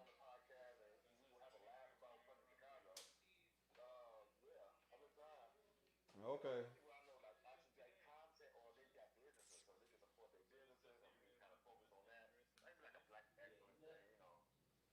Yeah, yeah. Hopefully, like I said, hopefully we get some numbers and shit. Hopefully this the shorts run through because like I said, I don't want people. I mean, I do want people to benefit from stopping by and shit like that, and and advertise. I mean, like I said, I want like a matter of fact, my cousin got one of his homeboys over here, so kind of talk about you know what I'm saying, to spread his message or talk about what he got going and stuff like that. And like I said, I got a cousin that you know what I'm saying, that's cooking and shit like that. I got another. Yeah, like I said, I want this podcast to be somewhere, somewhere black folks to come in and we can at least talk about our business and shit like that. And like I said, Riley, man, I don't know if you know about Riley, but he been bumping elbows with Skin Bone and shit. And like Skin Bone, and Skin Bone, he bumps shows with corporate. So I don't know who knows how big this will get, but I'm gonna keep going though. You know what I'm saying?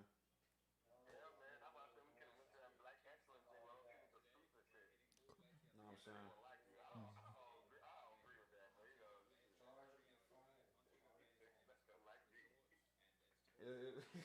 I mean, I, I, I, like what I like I said, the way I try to explain it is, man, like you offer this perspective that a lot of people share, and if nobody calls in and says the things that you say, then people gonna think that it's then people gonna not gonna know what to say against when it comes up for other people.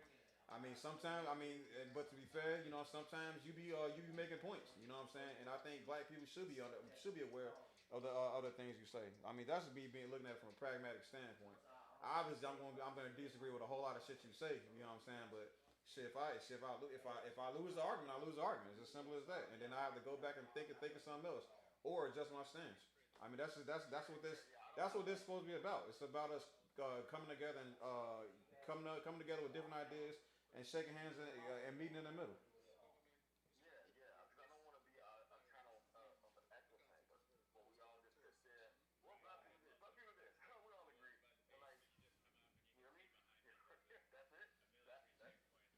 Oh yeah, I mean, shit. I do be, and I be at the whole time. Yeah, I do be ragging on echo chambers. I don't fuck with echo chambers either. So like I said, I welcome it. You know what I'm saying? But like I said, a lot of because as you know, a lot of the content we've been sharing right now is just from my understanding of like how networking kind of goes with as far as the algorithms and shit like that. A lot of content we're gonna be putting out there is gonna be a whole bunch of like red pill adjacent shit. So them niggas gonna be they gonna run across it. I mean, I just got some comments and niggas saying they're men in the prize. You know what I'm saying? So like yeah, those we already reached we already finna infiltrate it. You know what I'm saying? But like when they come in, it's like they gonna meet me, and they gonna meet well I think me and my cousin Justin think a lot like as far as like relationship dynamics and stuff like that. But yeah, they still gonna have you and King to agree with. You know what I'm saying? But they gotta see me too. You know what I'm saying? And from that conversation me and you had yesterday. I have like I do believe in like relationships. I do understand there's a concept or a deeper study regarding relationship dynamics, but mine's just a little bit different from like what they might be aware, what they might know. You know what I'm saying? Wait.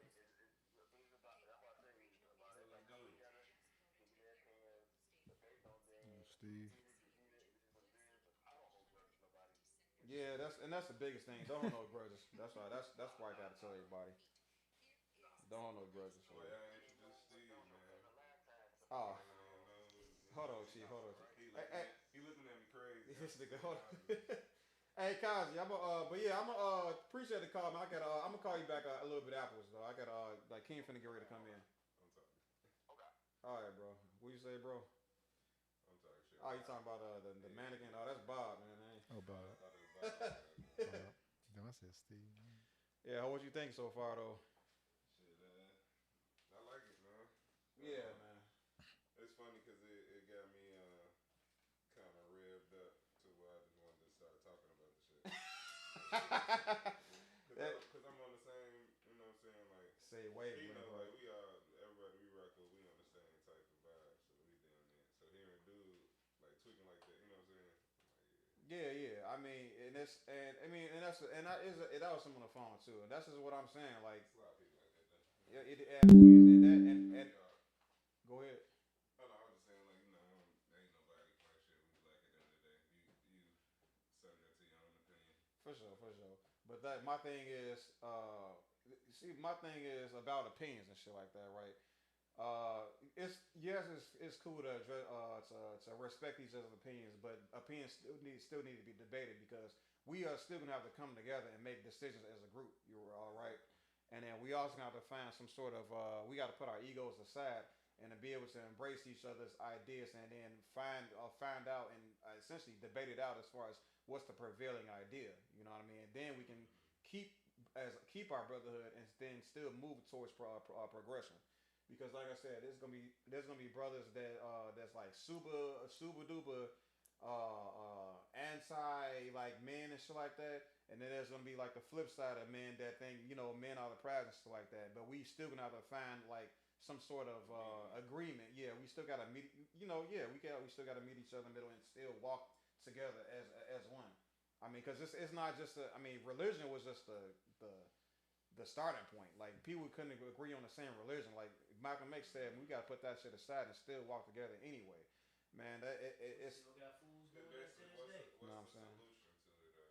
It's like we can argue and all that, but you basically saying like we got to come up with a solution at the end of the day. We got to come up with a solution at the end of the day and just address. We have to. I would say we have to embrace each other's disagreements, and how will we do this? I would say whatever solution we come up with, we have to keep their issues in mind at the very least. But like if those issues just non-factors, then we have to like kind of talk them down off of those non-factors. That's just my opinion. You might get that from sure. But yeah, that, like I said, that's just my ideas and stuff like that. I'm completely open to further dialogue regarding it. If y'all feel like we gotta start yeeting motherfuckers out the group, then I guess that's an option as well. Okay.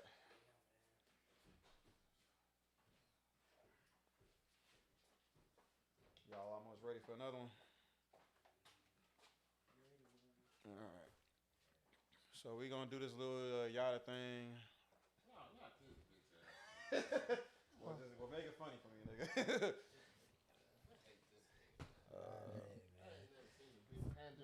I swear to God. I swear, I was like, man, you just a big lying ass bitch. If you was ever around some real niggas, hey y'all know I ain't serious. I'm just smacking the shit out these hoes. I'm sorry that I gotta throw y'all under the bus. I'm telling you. No, man, you gotta I'm sorry, but I'm fucking a lot of bitches right now. I'm getting paid off this shit. I gotta do it. Mike's back on. Go ahead. Because that's exactly what's happening. Oh, man. You ready to do without taking? You ready about this guy? Okay, you're gonna enjoy him. You're gonna like this.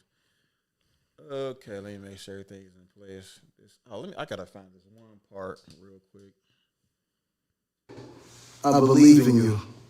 Your honor, all praises due. All praises better. They're not just this. They're not just this. They're striving, even if they don't know the blueprint. They're trying to create the blueprint themselves. You know you got a good man. You know. I'm telling you. Women love being proud of their men. Women love bragging about or going 50-50. Run up and give you a hug. Can I help you fall down, get back up, fall down, get back up? Because you bring our nation. You're powerful. And there's nothing that Yada has accomplished that you guys cannot accomplish. I love you. They don't need the type of love that we need.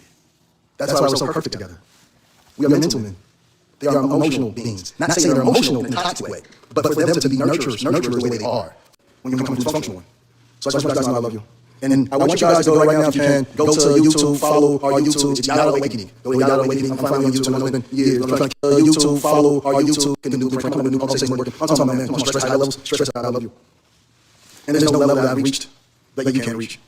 And I've learned from trial and error. When you have any form of guidance, with trial and error, fall down, get back up, fall down, get back up. This blueprint doesn't work, throw it away. Make a new blueprint, come up with a new conversation working. I'm talking about, man, come on, stress high levels. Trying to build a proper foundation for your family when you become a dysfunctional one. So I just want you guys to know I love you. I'm gonna just talk about it, but basically, he been having problems with his shipments of his Adam and Eve product, and people haven't been getting the orders. He been selling shit, but not ain't delivering it. So Scammer. Scammer, man. There's some stuff going on there. So we'll talk about it though. Oh, crack bark. This dude been scamming for a long time. Very long. Because I knew when I saw this dude on like I don't know. I kept seeing his face. We'll talk about it. Next again.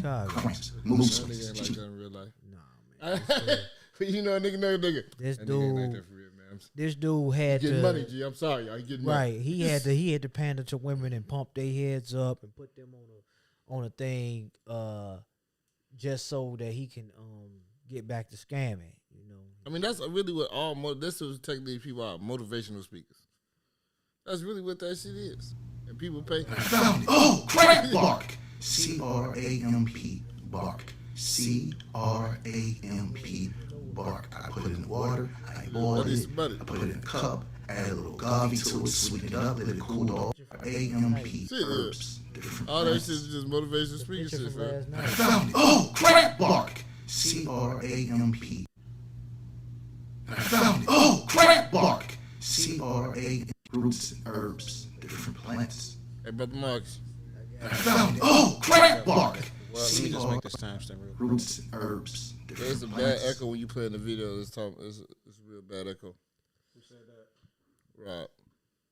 Oh yeah, I was on the phone with him. He had said it was bad in the beginning, but no, he said he's texting me now. Said please tell you to stop. Like stop it. Oh yeah, okay. He said when you play in that video, it's terrible. He said that video is Okay, so how would I do this? I think it's because I turned this thing up.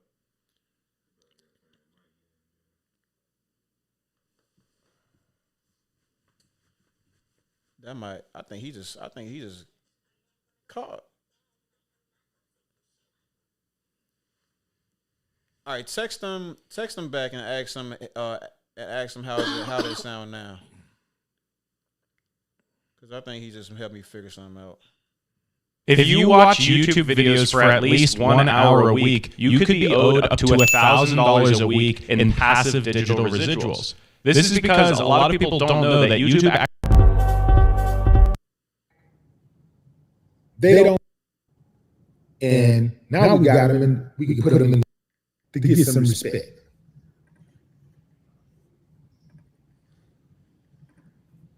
This plan that they have to give these migrants money and take care of them, give them housing. Oh, that echo sounds crazy.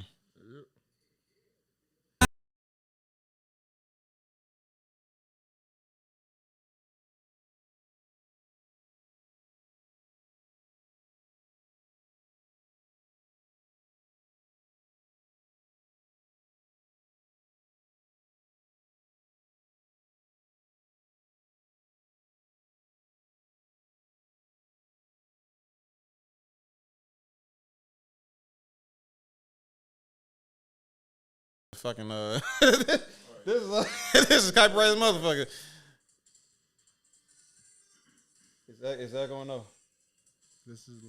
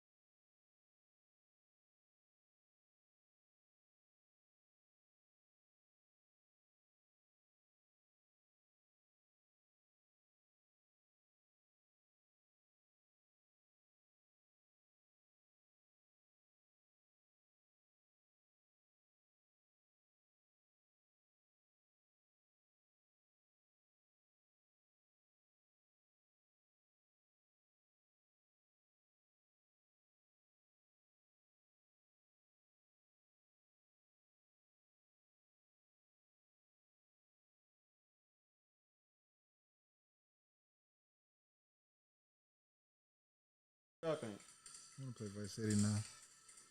I don't know. I don't know. Y'all over here grooving and shit. You ain't paying attention to the echo. All right. Is it just you playing it, Justin? Yeah, it's just Or just you playing it? Okay. It is. Man, it is an echo. Though. Rob said the double video sound is gone, but it's still kind of ridiculous with the echo. He said what? He said the double sound and video sound is gone, but it's still kind of ridiculous with the echo. Like he said, the sound is still echoing.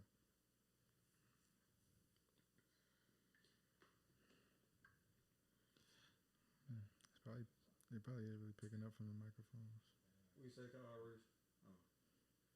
I don't know what to do about that. Let me.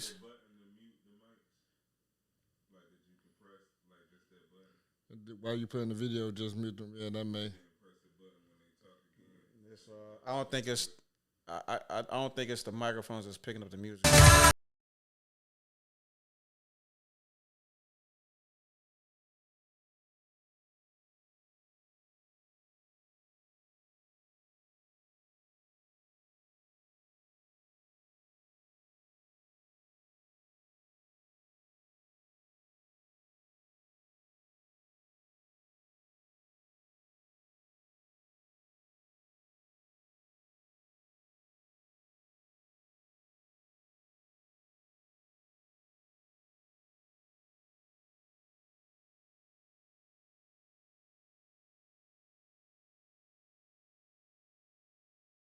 Into the Midwest anyway. How do you like to enjoy a Rusty Brown's ring donut? I like to lick lovingly around the outside and then thrust my tongue in the middle. I like to munch it vigorously. I just love the batter all over my face. On Friday nights, I just can't stop eating Rusty Brown's ring donuts. Oh my god, it's so good. Sometimes I like to wear women's panties and walk around 5th Street. When you go downtown, make sure you enjoy Rusty Brown's ring donuts. Therapy, for me, came at a time that was really pivotal. Becoming a new father, I needed more support. I have an extensive collection of regulatory tools up my sleeve. Meditation, breath work, yoga. I have put the time and attention into building out He was just the boy next door. Hi, well, hello there, Danny. I didn't know it was hockey season. Hey, can I borrow a knife? A deadly curse, a deranged killer, a small town in tears. Knife After Dark, rated R for retarded. We good, Justin. So basically what the problem was, this console, the music, the computer process. How do I put this? The channel for the computer and anything attached to the computer and all that shit, it goes through this console. I had that volume set too high, and it essentially was overloading. I guess it was overloading YouTube, or overloading OBS, which was overloading YouTube. So that's all that was about. So basically to bring it up to for y'all to be able to hear it, I just have another console. I have another dial over here to bring up the volume for playback. Gotcha. Okay, so all right, we figured it out. Thank God. That was actually one of the biggest mysteries about this thing. I never figured out. Okay. Everybody look again. Okay, we just got people sticking around. Okay. What's up, everybody? We back. We finna get things going very shortly. Sherelle, count to 5. 1, 2, 3, 4, 5. So now this is getting kind of loud. I wonder if that's gonna be a problem. Do it one more time. 1, 2, 3, 4, 5.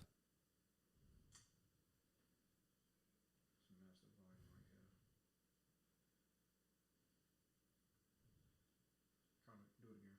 1, 2, 3, 4, 5.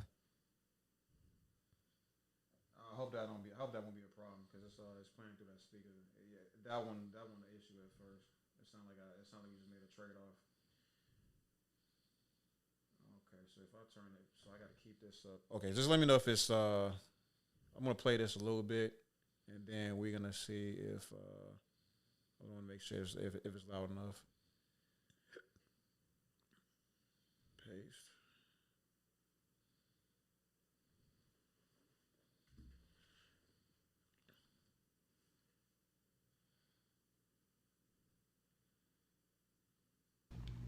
I got so deep in the study of the menstrual cycle. It's because my daughter turned 11 and she was at school and came home early because she started her menstrual cycle. And the cramps were so heavy that she would stay in bed and cry. And I was upset, like any loving father. I wanted to beat this menstrual cycle up. So I started studying. Hold on, man. And studying. And studying. You letting the And rage take studying. over, real. Like, I want to know if it's loud enough for you. Herbs, different plants. And I found it. Oh, cramp bark. C-R-A-M-P bark. C-R-A-M-P bark. I put it in the water. I boiled it. I put it in a cup. Added a little agave to it. Sweetened it up. Let it cool off for a while and let her drink it while it was warm. In 20 minutes, her cramps went away. Next menstrual cycle came again. Cramps. Mood swings. She was angry. She was sad. She was crying. She didn't want to get out of bed. I said, no. Loving father, this ain't it. This menstrual cycle has to go. So I spent thousands of dollars traveling, studying people, studying food that they ate, and I studied animals. And a lot of people will say, Yada, a man shouldn't speak on a menstrual cycle. A man is the one that told the world that the menstrual cycle of a woman was natural. Testing. They only studied on unhealthy people. They studied on women from Europe. The European diet at that time was high in meat, dairy, and starch. Nothing but toxic for your body. 3, 4, 5. I studied the Hunza people. They didn't even get a menopause. They're having children at the ages 70 and 80. I studied women in India, certain parts of India where they didn't have menstrual cycles, but they had children. This is gonna get tough, y'all. I wanted to have factual this stuff we were talking about, man. All right. So let's. I found it. Oh, cramp bark. C-R-A.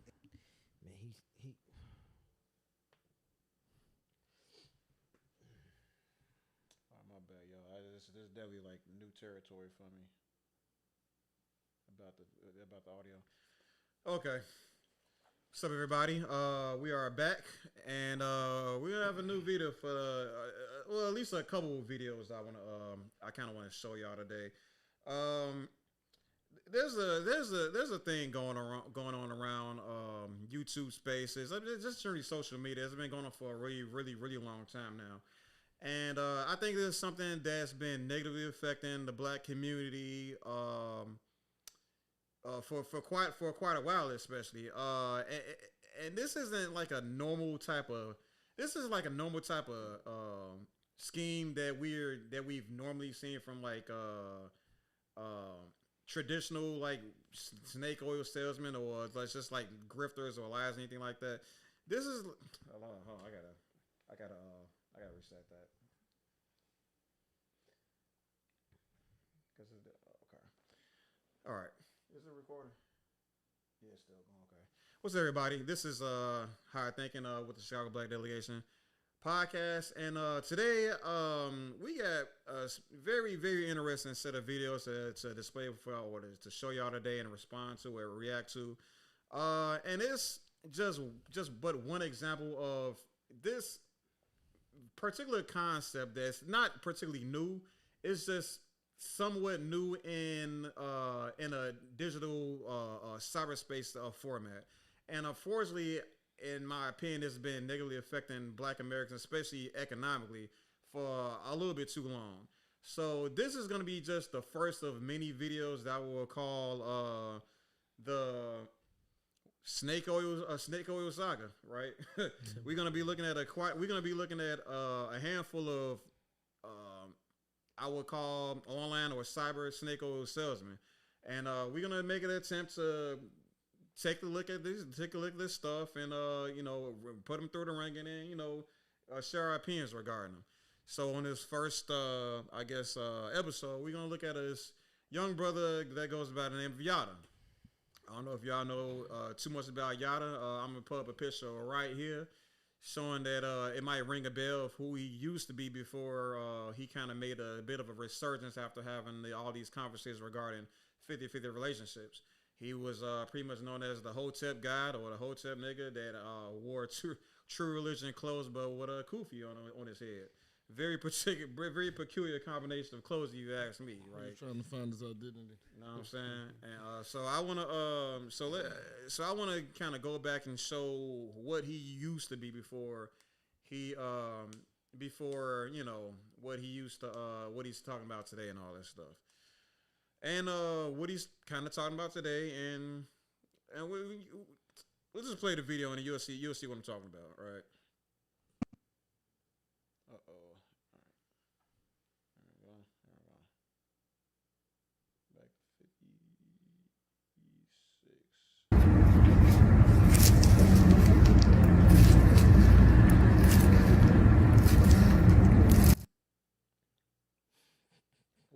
Was that Facebook or something? Sound like spoilers, like about to get to go. Yeah, sure was.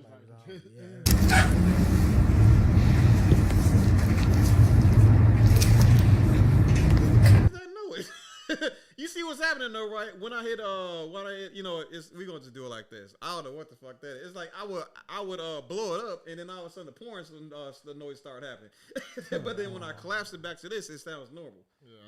Yeah, I never seen that before. I think that we ain't got no. Somebody man, those will come after this one way or another. This is all good, man. We gotta keep strong. All right, come on, let's play it. And I found it. Oh, cramp bark. C-R-A-M-P bark. C-R-A-M-p bark. I put it in the water. I boiled it. I put it in a cup. Add a little agave to it. Sweeten it up. Let it cool off for a while and let her drink it while it was warm. In 20 minutes, her cramps went away. Next menstrual cycle came again. Cramps. Mood swings. She was angry. She was sad. She was crying. She didn't want to get out of bed. I said, no. Loving Father, this ain't it. This menstrual cycle has to go. So I spent thousands of dollars traveling, studying people, studying food that they ate, and I studied animals. And a lot of people will say, Yada, a man shouldn't speak on a menstrual cycle. A man is the one that told the world that the menstrual cycle of a woman was natural. They only studied on unhealthy people. They studied on women from Europe. The European diet at that time was high in meat, dairy, and starch. Nothing but toxic for your body. So let's give it a quick break right here now. So according to this man, this is pretty much the whole like thesis, right? The mission, not the mission statement, but like the theory right here, right? He's saying because the women that were studied during the time period of which they studied, menstrual cycles, these women were under an unhealthy diet, and that's the reason that we are considering menstrual cycles as a normal thing in Western, and I mean throughout the world and everything like that, right? But all women around the world have a menstrual cycle, so that defeats the whole purpose. They all bleed. So I'm not understanding. Does woman having a menstrual cycle mean they unhealthy? I mean, even animals have a menstrual cycle. Are we not mammals? Yes. I'm just not sure what this. Where is this coming from? What made him say, you know what, this menstrual cycle has got to go. I'm spending thousands of dollars traveling and my baby girl was in pain. Right. So I'm loving father. You know, any loving father would be. I'd be like, man, that's shit you got to deal with as a woman. Yeah. Like, that's all I got for you, baby girl. You want some chocolate? Yeah, I got some chocolate for you. Ice cream, I get you a little massage thing, a hot towel, warm back. You know, what is the little thing? They had the heating pad. Yeah, get you one of them. That's all I can help you with, man. Anybody like raised like a overly exaggerated story. It's got to go. I spent thousands of dollars traveling around the world just to find out about the menstrual cycle. I studied men's women in India and European, like Indian women just gonna let you come look at their pussy. This guy. Just enjoy it. Man, this guy's talking some tomfoolery bullshit. And it'd be crazy because women be up under that shit, and I'm like, y'all is just so dumb. That's why they'll listen to anything if it sounds good. If you telling women they on a pedestal, they gonna listen to it. And this goddamn pandering motherfucker right here. The nigga watching too much Star Wars said I wanted to be like Yoda. I'm a mind trick soldier. They call me Yada. Exactly. That's Yoda, bitch. Exactly what he doing. Jedi mind trick. Jedi mind trick. Oh, you motherfuckers. What black father sitting around the house? You know what? This Mr. Cycle has got to go. No, come on, man. Stop it. A man is supposed to pay all your bills. You're supposed to get that bitch $100,000 allowance. That's right. You love that bitch $100,000. All right. But yeah, so apparently, we not driving with the whole notion that because the unnatural diets of women of European women, I think there may be a couple of combinations of foods and maybe supplements that may kind of like lessen the days, but I don't think it's unnatural to have a period. Like that is literally it's meant to clean. That is right. That is literally the egg breaking away and revitalizing itself. I don't know the correct term to use. But it's flushing out for the women out there, they know what the hell. All right, so let's see if he has if he makes some sort of counter claim to that of some sort. I studied hundreds of people. They didn't even get a menopause. They're having children at ages 70 and 80. I studied women in India, certain parts of India where they didn't have menstrual cycles, but they had children. Then I dug deep into history. I said, yo, they don't start talking about the menstruation cycle or the menstrual cycle until the invasion of Europe. And what do invaders do? Or what do they bring with them? Two things: their diet and their religion. If you're stupid, you'll believe it. What you say, King? I say you're good at knowing how to sell it, but if you're stupid, you'll believe it. I mean, yeah, absolutely.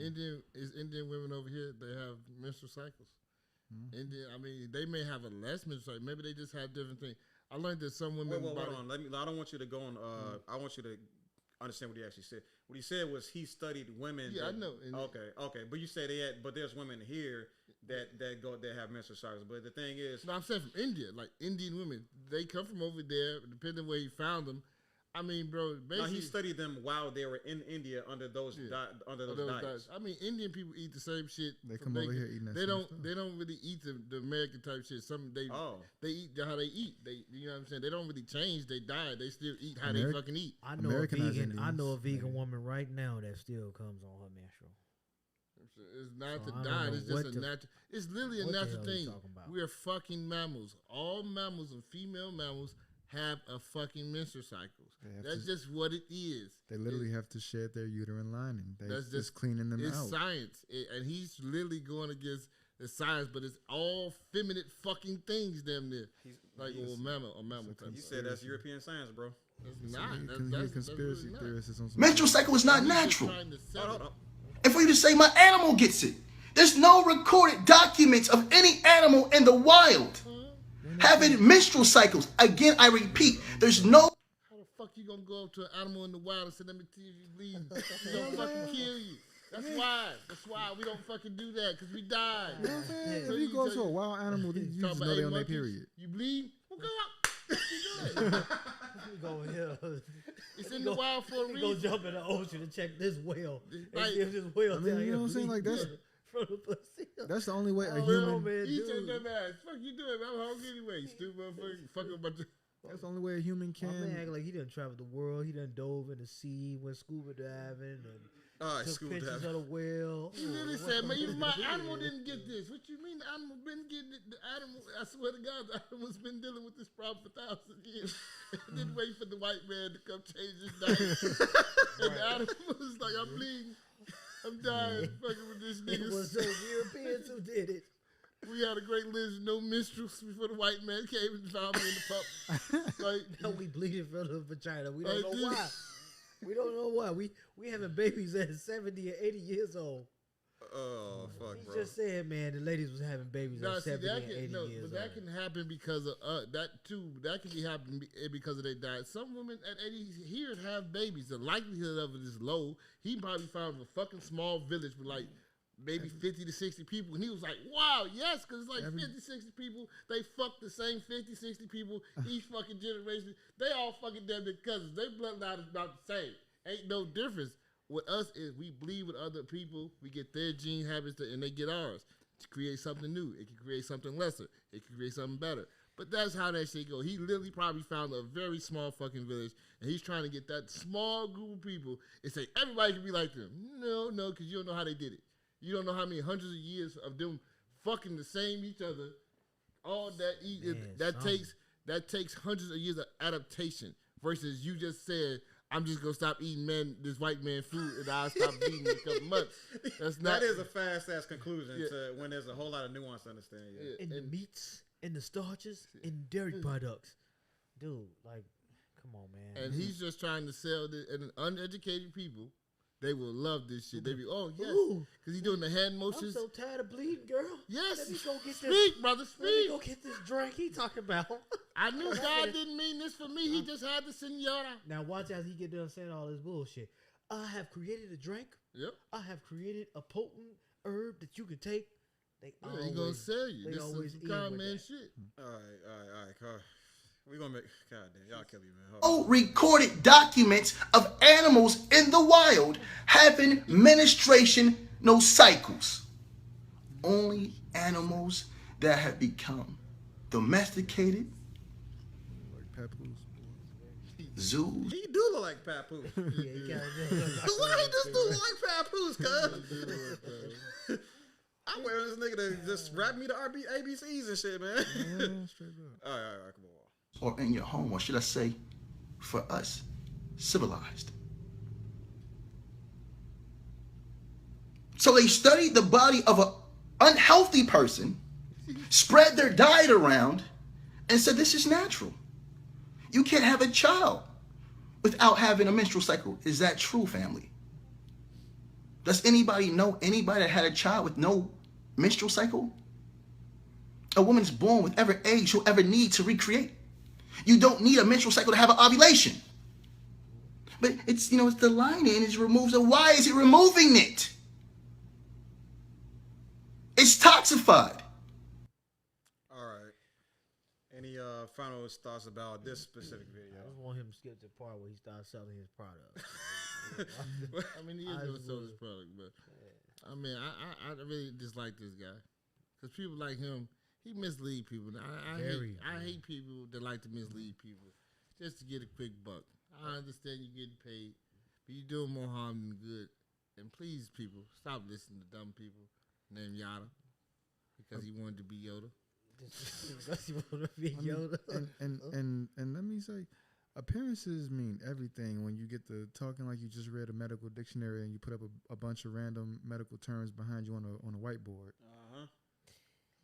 Yeah, he tried to sell the whole thing. He tried to sell what we like to call in the black community the Wakanda packet, man. You know He trying to really sell y'all on this. That's the hood Dr. Sebi right here. yeah, for real. But see, the funny part, my nigga said he at least came with some facts. Yeah, right. You know what I'm saying? My man just capping. I think the Dr. Sebi diet, this is my personal opinion of the Dr. Sebi diet. I think the Dr. Sebi diet is something that's meant to heal you, not meant to maintain on. I think once the body goes into a disease state, that's what you can use that type of diet or vegan or fruit diet to actually build your body back up and fight the disease. But I don't think it's to maintain on like a, like a long. I mean, he kind of did. That's why he said he lived so long. Like Dr. Sebi was solid. He died like 80-something, you know what I'm saying? And that's the whole experience without that. Like, he's the most healthiest man in the world. They killed him. They did. Gave fucking the boy and killed my man.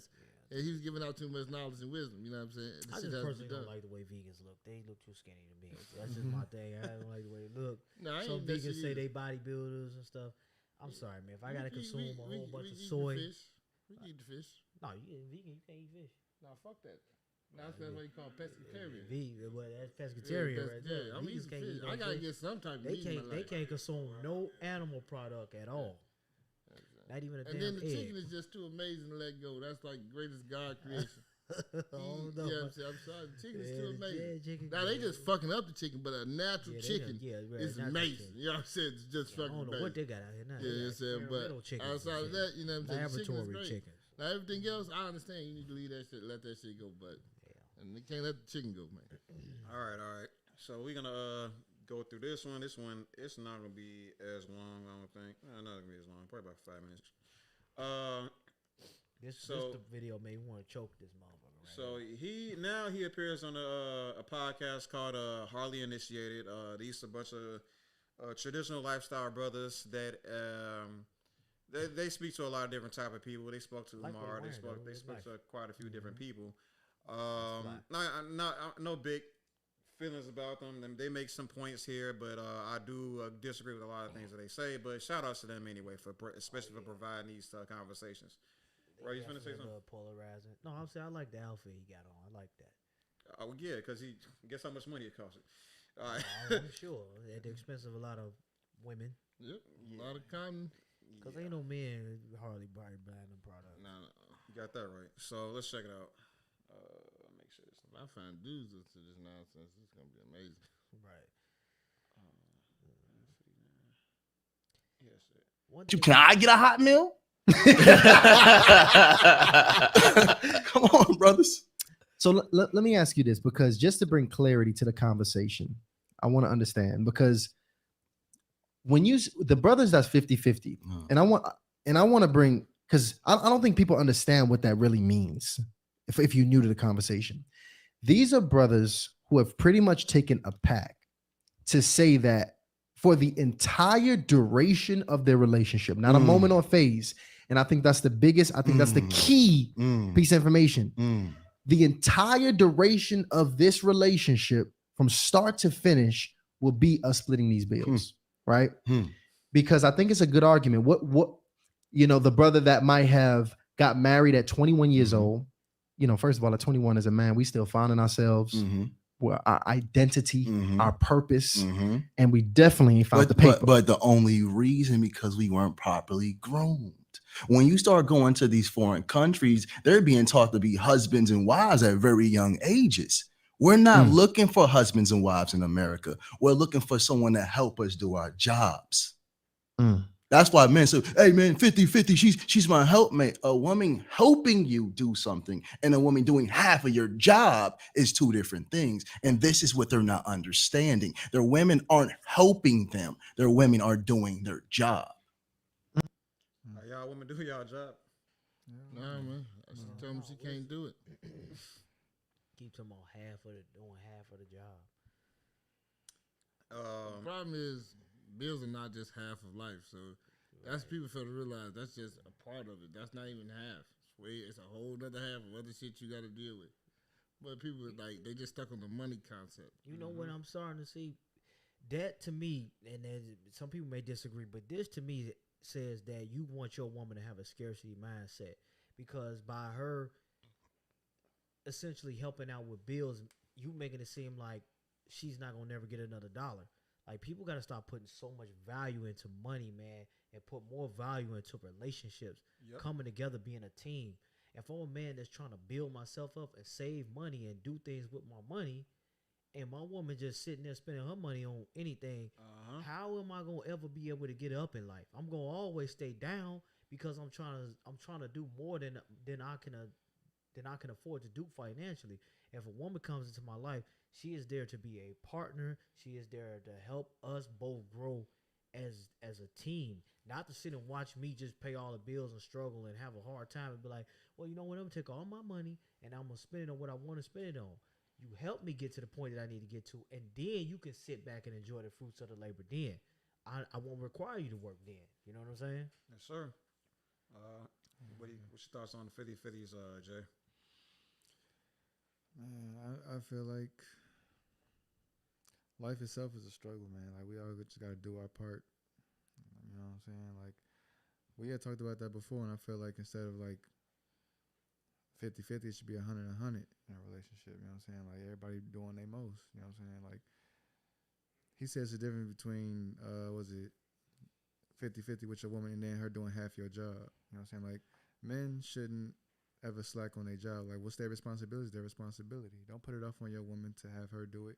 I mean, I feel like in some cases, women, a part of their job as far as being our woman is to like be our peace. You know what I'm saying? Like we supposed to be their peace. You know what I'm saying? Help us get through life, be the less stressful part, and we supposed to be their less stressful part. You know what I'm saying? We supposed to help each other do our shit, but we ain't supposed to put nothing off on them. Not supposed to put anything off on them, man. I'm kind of confused about that. Like, you talking about like giving them like tasks to do, or like allocating like roles to them or something like that, or like I wouldn't even say that. Like when it comes to life, everybody know what they got to do in life. You know what I'm saying? Like who's gonna do the laundry? I mean, shit. If they want to set up a schedule on who's gonna do what, the dishes or whatever, I mean that's up to them. But I mean, as far as like keeping the house, everybody know to do their part. You know what I'm saying? Like some things go without saying. Mm. You know what I'm Yeah, saying? I mean, yeah. If the table need to be clean and shit, your girl is asleep, I mean, why not? You know what I'm saying? Yeah. Especially if y'all decide that you two are partners, and instead of just she's doing all of her work, and just whatever. You know what I'm saying? I did. We definitely have this conversation. We definitely had these conversations before, but we're gonna continue to have these conversations. Sure. But like for the most part, as I already said, like everybody's gonna mostly decide what's gonna how they're gonna run their own households. But the goal is not supposed to be to one up each other. The goal is supposed to be for both y'all to succeed and survive the economy and America and all these other things as a team. Exactly. What y'all both bring to the table, y'all can, you know what I'm saying, go out into the world with, you know? Yeah, I mean, I'm just saying if a woman, I mean, out earns you, I mean, why wouldn't she assist with the upkeep of the house? Yeah. So, check out this expert. I want you to walk us through that. What does providing look like from a man on all levels? Like, what does that look like at the highest levels? First, a man, because we have to deal with self. When I choose a woman, or when a man should choose a woman, it's because he's comfortable within himself. He loves himself. He's physically right, mentally right, spiritually right, intellectually he's being fed, and financially he's right. Now, when a man chooses a woman, he's not choosing a woman to help him do what he's supposed to do. He's choosing a woman to uplift his lineage, take care of his children. And if he's wise enough and he chooses a good woman, he'll pass her a company and say, baby, nurture this. We have to have vision. Men aren't having vision. And that's why you said a man will get into a relationship and be 50-50 for so long. The woman dies, it's still 50-50. But a man not realizing that he should get into a relationship when he can solely be the provider. Why? Because if the relationship doesn't work, you can still keep your home, you can still keep your car, you can still keep everything you have. But if this woman is making sure you're good half of the way, right? And you're doing half of the way, when that woman leaves, the half leaves with her. So now you can't afford that home. You can't afford that insurance. And this is what the men don't want to accept. Man, you're breaking them women. These are magnificent women. They're beautiful. They're handcrafted by God and given to us as a gift. And everything they touch, they nurture. We cause destruction. Men, we destroy. Women, they build. Even at a cellular level, they build. Thoughts, gentlemen? I hate the pandering, G. It's like I can agree with some things he's saying, because like I feel like men should be straight before they get into a relationship, but it's like you don't. Nah, G, because he's generalizing. And that's not right. Well, hold on. Let's I want you. Let's explore that what you said initially for a moment here. You said men should be straight before they jump into relationships. Now you have to understand that he's painting the picture of the man providing for the entire household off jump. You know what I'm saying? And not building with the woman, right? So that because he's framing it as if you build a house with the woman with her income, right, when she leaves, half the you're not gonna be able to provide. You're not gonna be able to keep that household for yourself, or whatever. Where to start with this? Nigga, what the fuck do you think is gonna happen to the woman when she splits off? That's what I'm saying. What kind of like she just gonna somehow abundantly be good on this? You know what I'm saying? What you saying, King? I'm just not. I mean, like you said, what's gonna happen if the woman do it? But the problem is, relationship is codependency. We both need each other, and he's trying to say that we basically don't need a woman outside of just nurturing the children, but we need them more than now because people gotta understand that whole notion of just sitting at the crib, that was never really a real thing. And only people that got to just sit at the crib were wealthy people.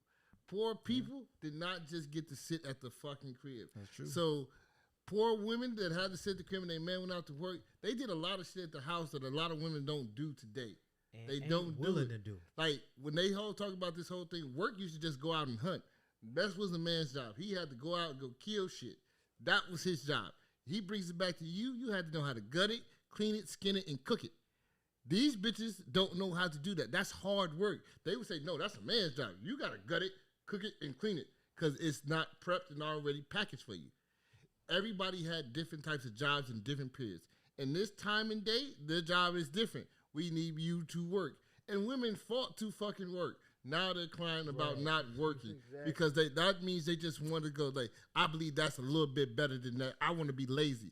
They believe the stay-at-home job is lazy because they're still going to require you to do shit as soon as you fucking walk through the door. Last time I checked, those bitches take out the garbage, they shovel snow, they mow grass, they rake leaves, plant shit, all that shit. Now the dudes still got to do all that. They want you to take out the garbage, mow the grass, plant shit, cook shit. So what the fuck are you talking about? Even when a man pays all the bills, right? That these dudes have women that don't still do shit. They be mad. They be like, no, you got to do that. I'm just supposed to be that just fucking pretty. That's the market date. What he's talking about don't even fucking exist. It's a fantasy, man. He's selling these women a dream. This is a dream seller right here. And he got these two dudes sitting right here like not pushing back. Exactly. Yeah, they just teach me, sir. We have to understand. Fuck out of here. You're not teaching me nothing. We have to understand we live in a different time zone. We live in a different frame where the cost of living is like triple or double what it was when our parents was younger. We also have to take into account that a man doesn't reach his financial peak until he at least 45, almost 50 years old. You know what I'm saying? So we got to understand that too. Then we got to take an accountability that as a black man, it is twice as hard for us to be successful as our counterpart as a white man. You know what I'm saying? Or a different race, not necessarily white man, but it is a little bit harder for us. Not making no excuse. I know we got to do our thing too. But what I'm saying is the cost of living is going up. Everything is going up. Like, I mean, just food in general. So women sitting at home talking about, I ain't going to cook. You know, listen to Cardi B, don't cook and don't clean, and how you got this ring and all of that. What do you think what you think gonna happen? Yeah. This is why he got two wives. Why you talking all this? Y'all wouldn't want the rich dude, but the rich dude got two wives. That's not his first and second wife either. It's actually his third and fourth wife. And the first wife had a lot to say about his. He looked like he be capping. He looked like he was broke before he got the pendant and met his pockets. The other videos, he looked kind of rough and scraggly, like his pockets, and he's like, I'm gonna find some way to con you motherfuckers. Yeah, I said, nah, nigga sharp. You know, you see me outside, you got a little money now. I mean, and that's all that it is. He wasn't even financially doing what he was doing, and he was still fucking making babies. But he telling niggas, hey, you got to wait, my nigga. You got to wait till you at least get about 6-8 figures, nigga. Then you go start fucking a bitch. But you got nah, you not me though. What you mean? But you never did that shit. And they telling you to do shit they never did.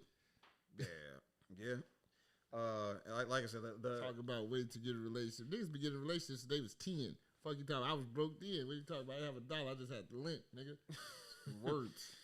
But it's like this. It's not just bad parenting because he's lying to him, but like the information he's feeding him is also leading him to a path of destruction. The point I was getting at was if you're gonna position men in a place where he's financially providing for the entirety of the partnership, like he's pulling all the financial weight. what is that going to leave the women? All the daily chores that are around the house and taking care of the kids. He has the audacity to bring up the possibility of them splitting.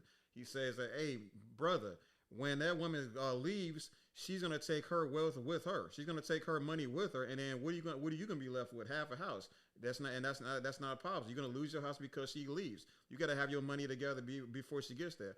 Okay, but what about that woman? Like I said, this is bad. This is leading women to a path of destruction because if for the women that listens to this, she's gonna be like, okay, well, I don't have to provide anything financially. I don't have to build my intellect up and build my skill set up so that I can provide for myself in the event that this union doesn't work. You know what I'm saying?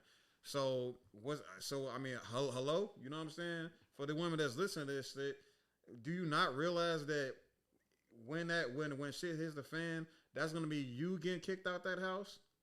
Or that's gonna be you dealing with his bullshit because you don't have any skill set of yourself, or you don't have money, you don't have any type of way of making money for yourself, right? So I mean, I'm just like, yes, that this stuff sounds nice, but if you don't listen to Chicago Black Delegation Podcast, you won't get that alternative perspective that could actually save your daughters or your life. So let's move on to the last part here. We gotta listen to him some more.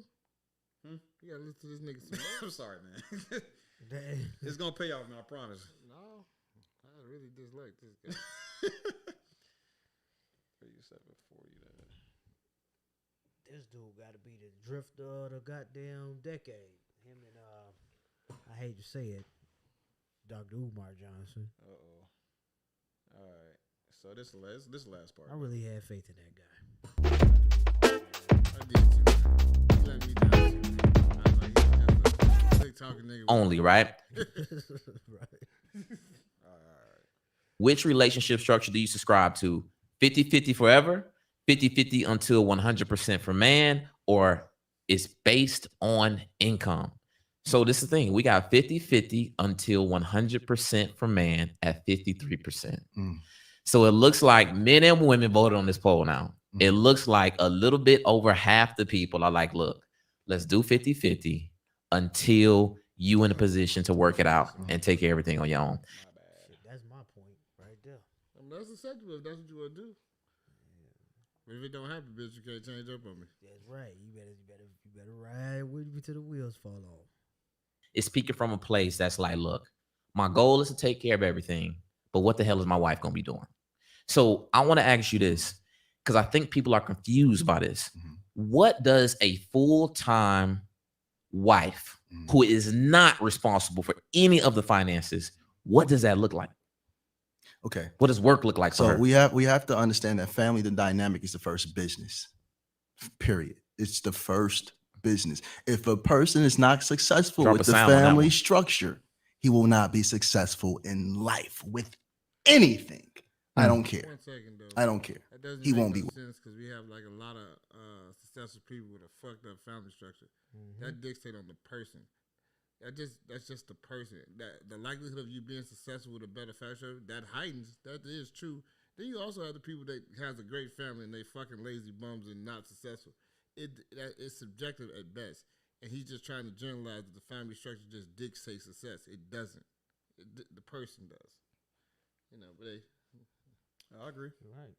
Wealthy. You can't be wealthy without the proper family structure. You might be able to be rich. It might not go down to the next generation, but you can't be wealthy without the proper family structure. So the man is the head. He leads. That doesn't mean he doesn't take understanding from his wife. You know, that's his eyes, his ears, his extra brain. The man is building. The man takes what he builds and gives to the woman. The woman is a divine nurturer by God. By God. My woman doesn't have to go work for somebody else. Why? Because I'm going to give her a company to nurture. When I put this demonstration down, this blueprint down, I made my first $1 million. First $1 million. My first. Because I understand what we do with the woman. So you're leading, you're building, you're creating. You're also guiding your woman's mind. She's nurturing. She loves you. You're on the same team. Now you created this, you give to her, she nurtures, you're onto something else.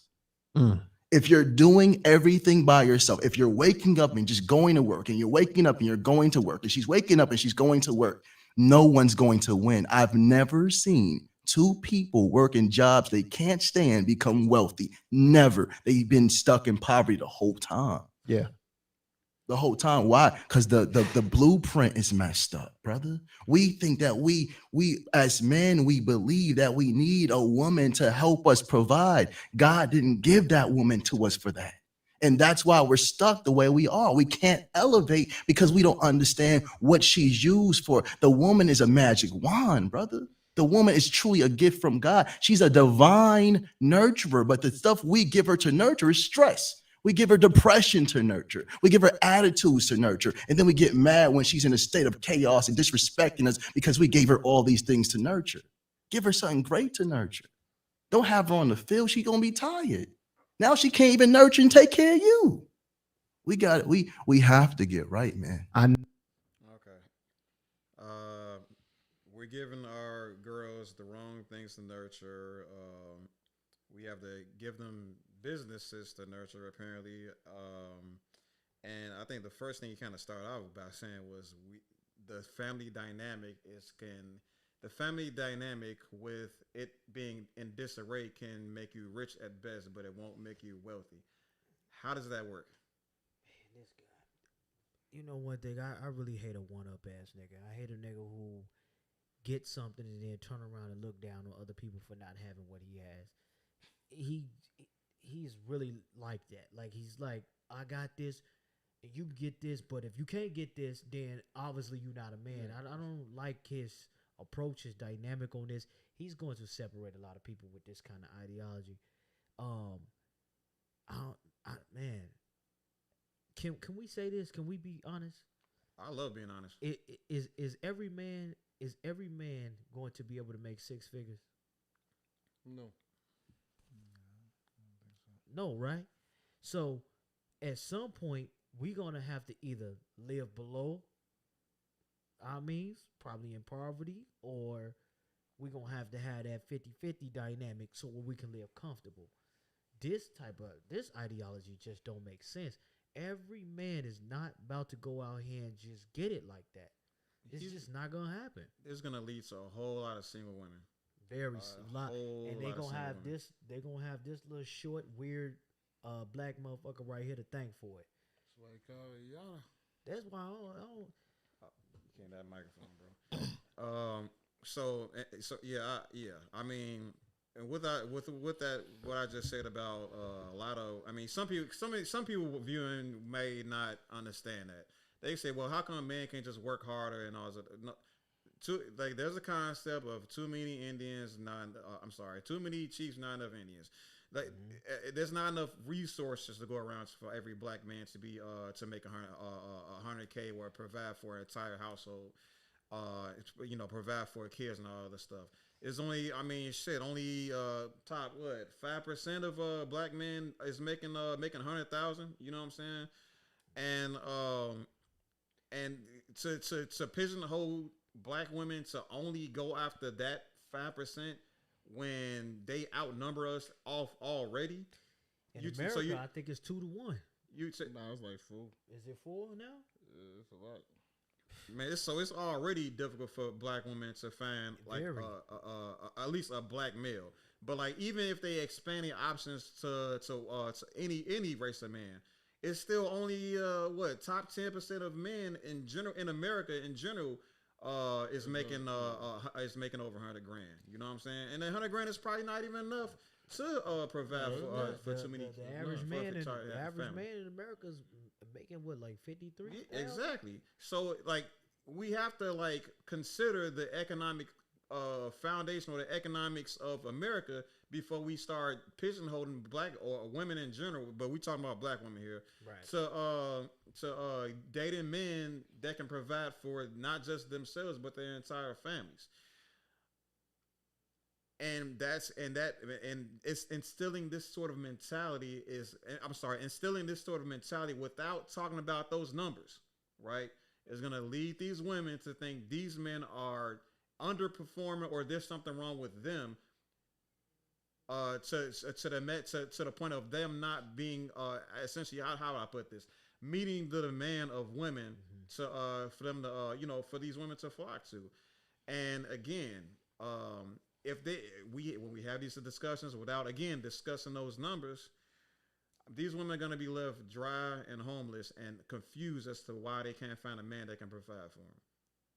Why? Because they listen to niggas like him, and niggas like him is not trying to help anybody. Niggas like him is just trying to look. Is trying. What is that, King? What is he wearing right now? Gucci?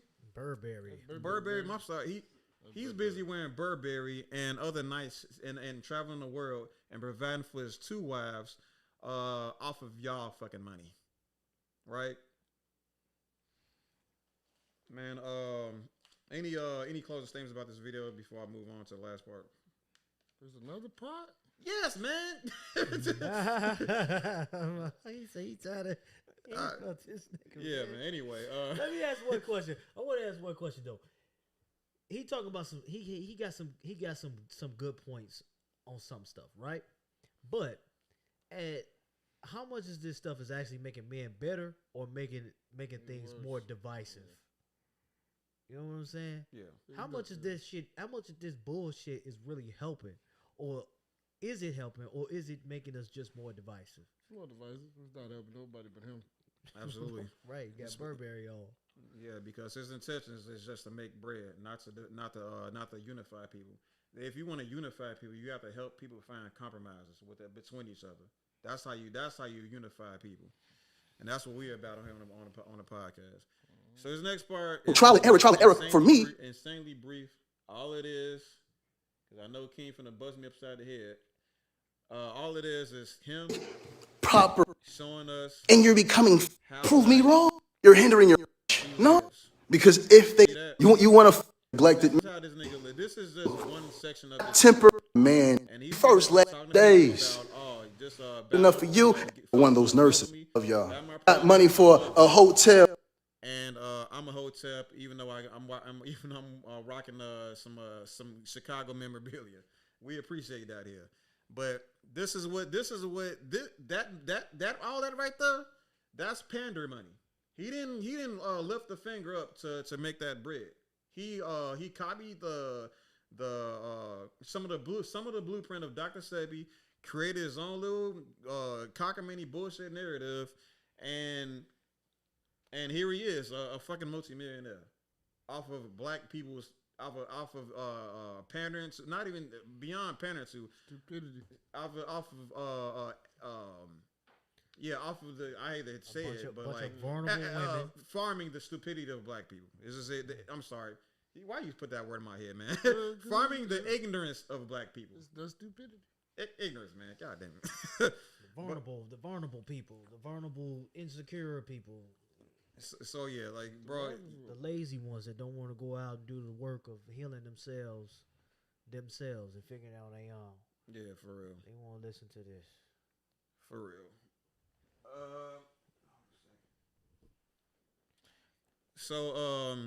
But besides all that, there's some things that we didn't cover with that regarding this dude. Like I said, he's been on a huge interview tour. He's been selling products that we won't be covering too much here. Just so you know, right now, before you go to him, before you just say, screw these Chicago Black Delegation guys, there's just a bunch of haters. I'm finna buy one of his products right now. You should know right now that he is having shipping issues. I'm not gonna point the figures as far as who's at fault for that. I'm just saying, consider that before you go to this site and start buying this stuff. He said so himself that his product is oh boy. He literally said that this Apple and Eve product he has, which is just CMOS, is said to well, if I can recall correct, because it's really egregious. Oh yeah, it cures postpartum. All right, so. Man, but that's about all I got. Wish y'all got closing statements. Nah, man, I ain't got nothing for this man. Yeah, fake ass pet poops, man. Some type of Eve. Fake ass. I guess the way to get money is just lying to women, man. Sorry, y'all. It's a different form of pimping. I'm trying to tell you. So yeah, man, we can pretty much wrap it up right there. If y'all want to. I can. That's probably like four. That's good 4 videos. All right. I wanted to do. Finally able to stay to the end. Yeah, appreciate it. I have to rush out of here. But so anyway, so yeah, everybody that's still rocking with us, so we appreciate y'all. I do want to give my guests the opportunity to introduce themselves or exit themselves. Exit. All right, yeah, sit down. You got. So go ahead and tell them who you is, King, and what you about, where they find you. Oh man, King Savage, man, on the Black Delegation. I'm real, the actor, the personal trainer. You know what I'm saying? I have my stuff coming up soon. I ain't gonna be selling nobody no dreams. You know what I'm saying? But yeah, it's me. Big J. We got the motherfucking boy in the Ooh, bop. You feel me? What you We got J. Rashid in the, no, I'm just playing. But yo, y'all go ahead and subscribe to that YouTube, man. You know what I'm saying? Chicago Black Delegation, you know what I'm saying? Subscribe to mine, you know what I'm saying? We got videos coming up, more stuff, more power, you know what I'm saying? More everything for everybody, you feel me? More life. All right, so like I said, man, appreciate y'all sliding through, man. Thanks for the callers and everything. We're going to catch y'all on the flip side, man. It's been the Chicago Black Delegation Podcast, signing out. Peace. People do be watching the replays, though, so don't think it's on deaf ears.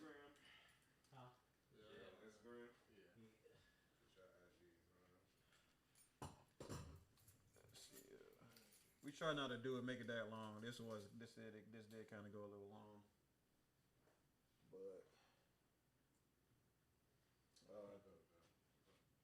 Kanji said multiverse Papoose is an idiot.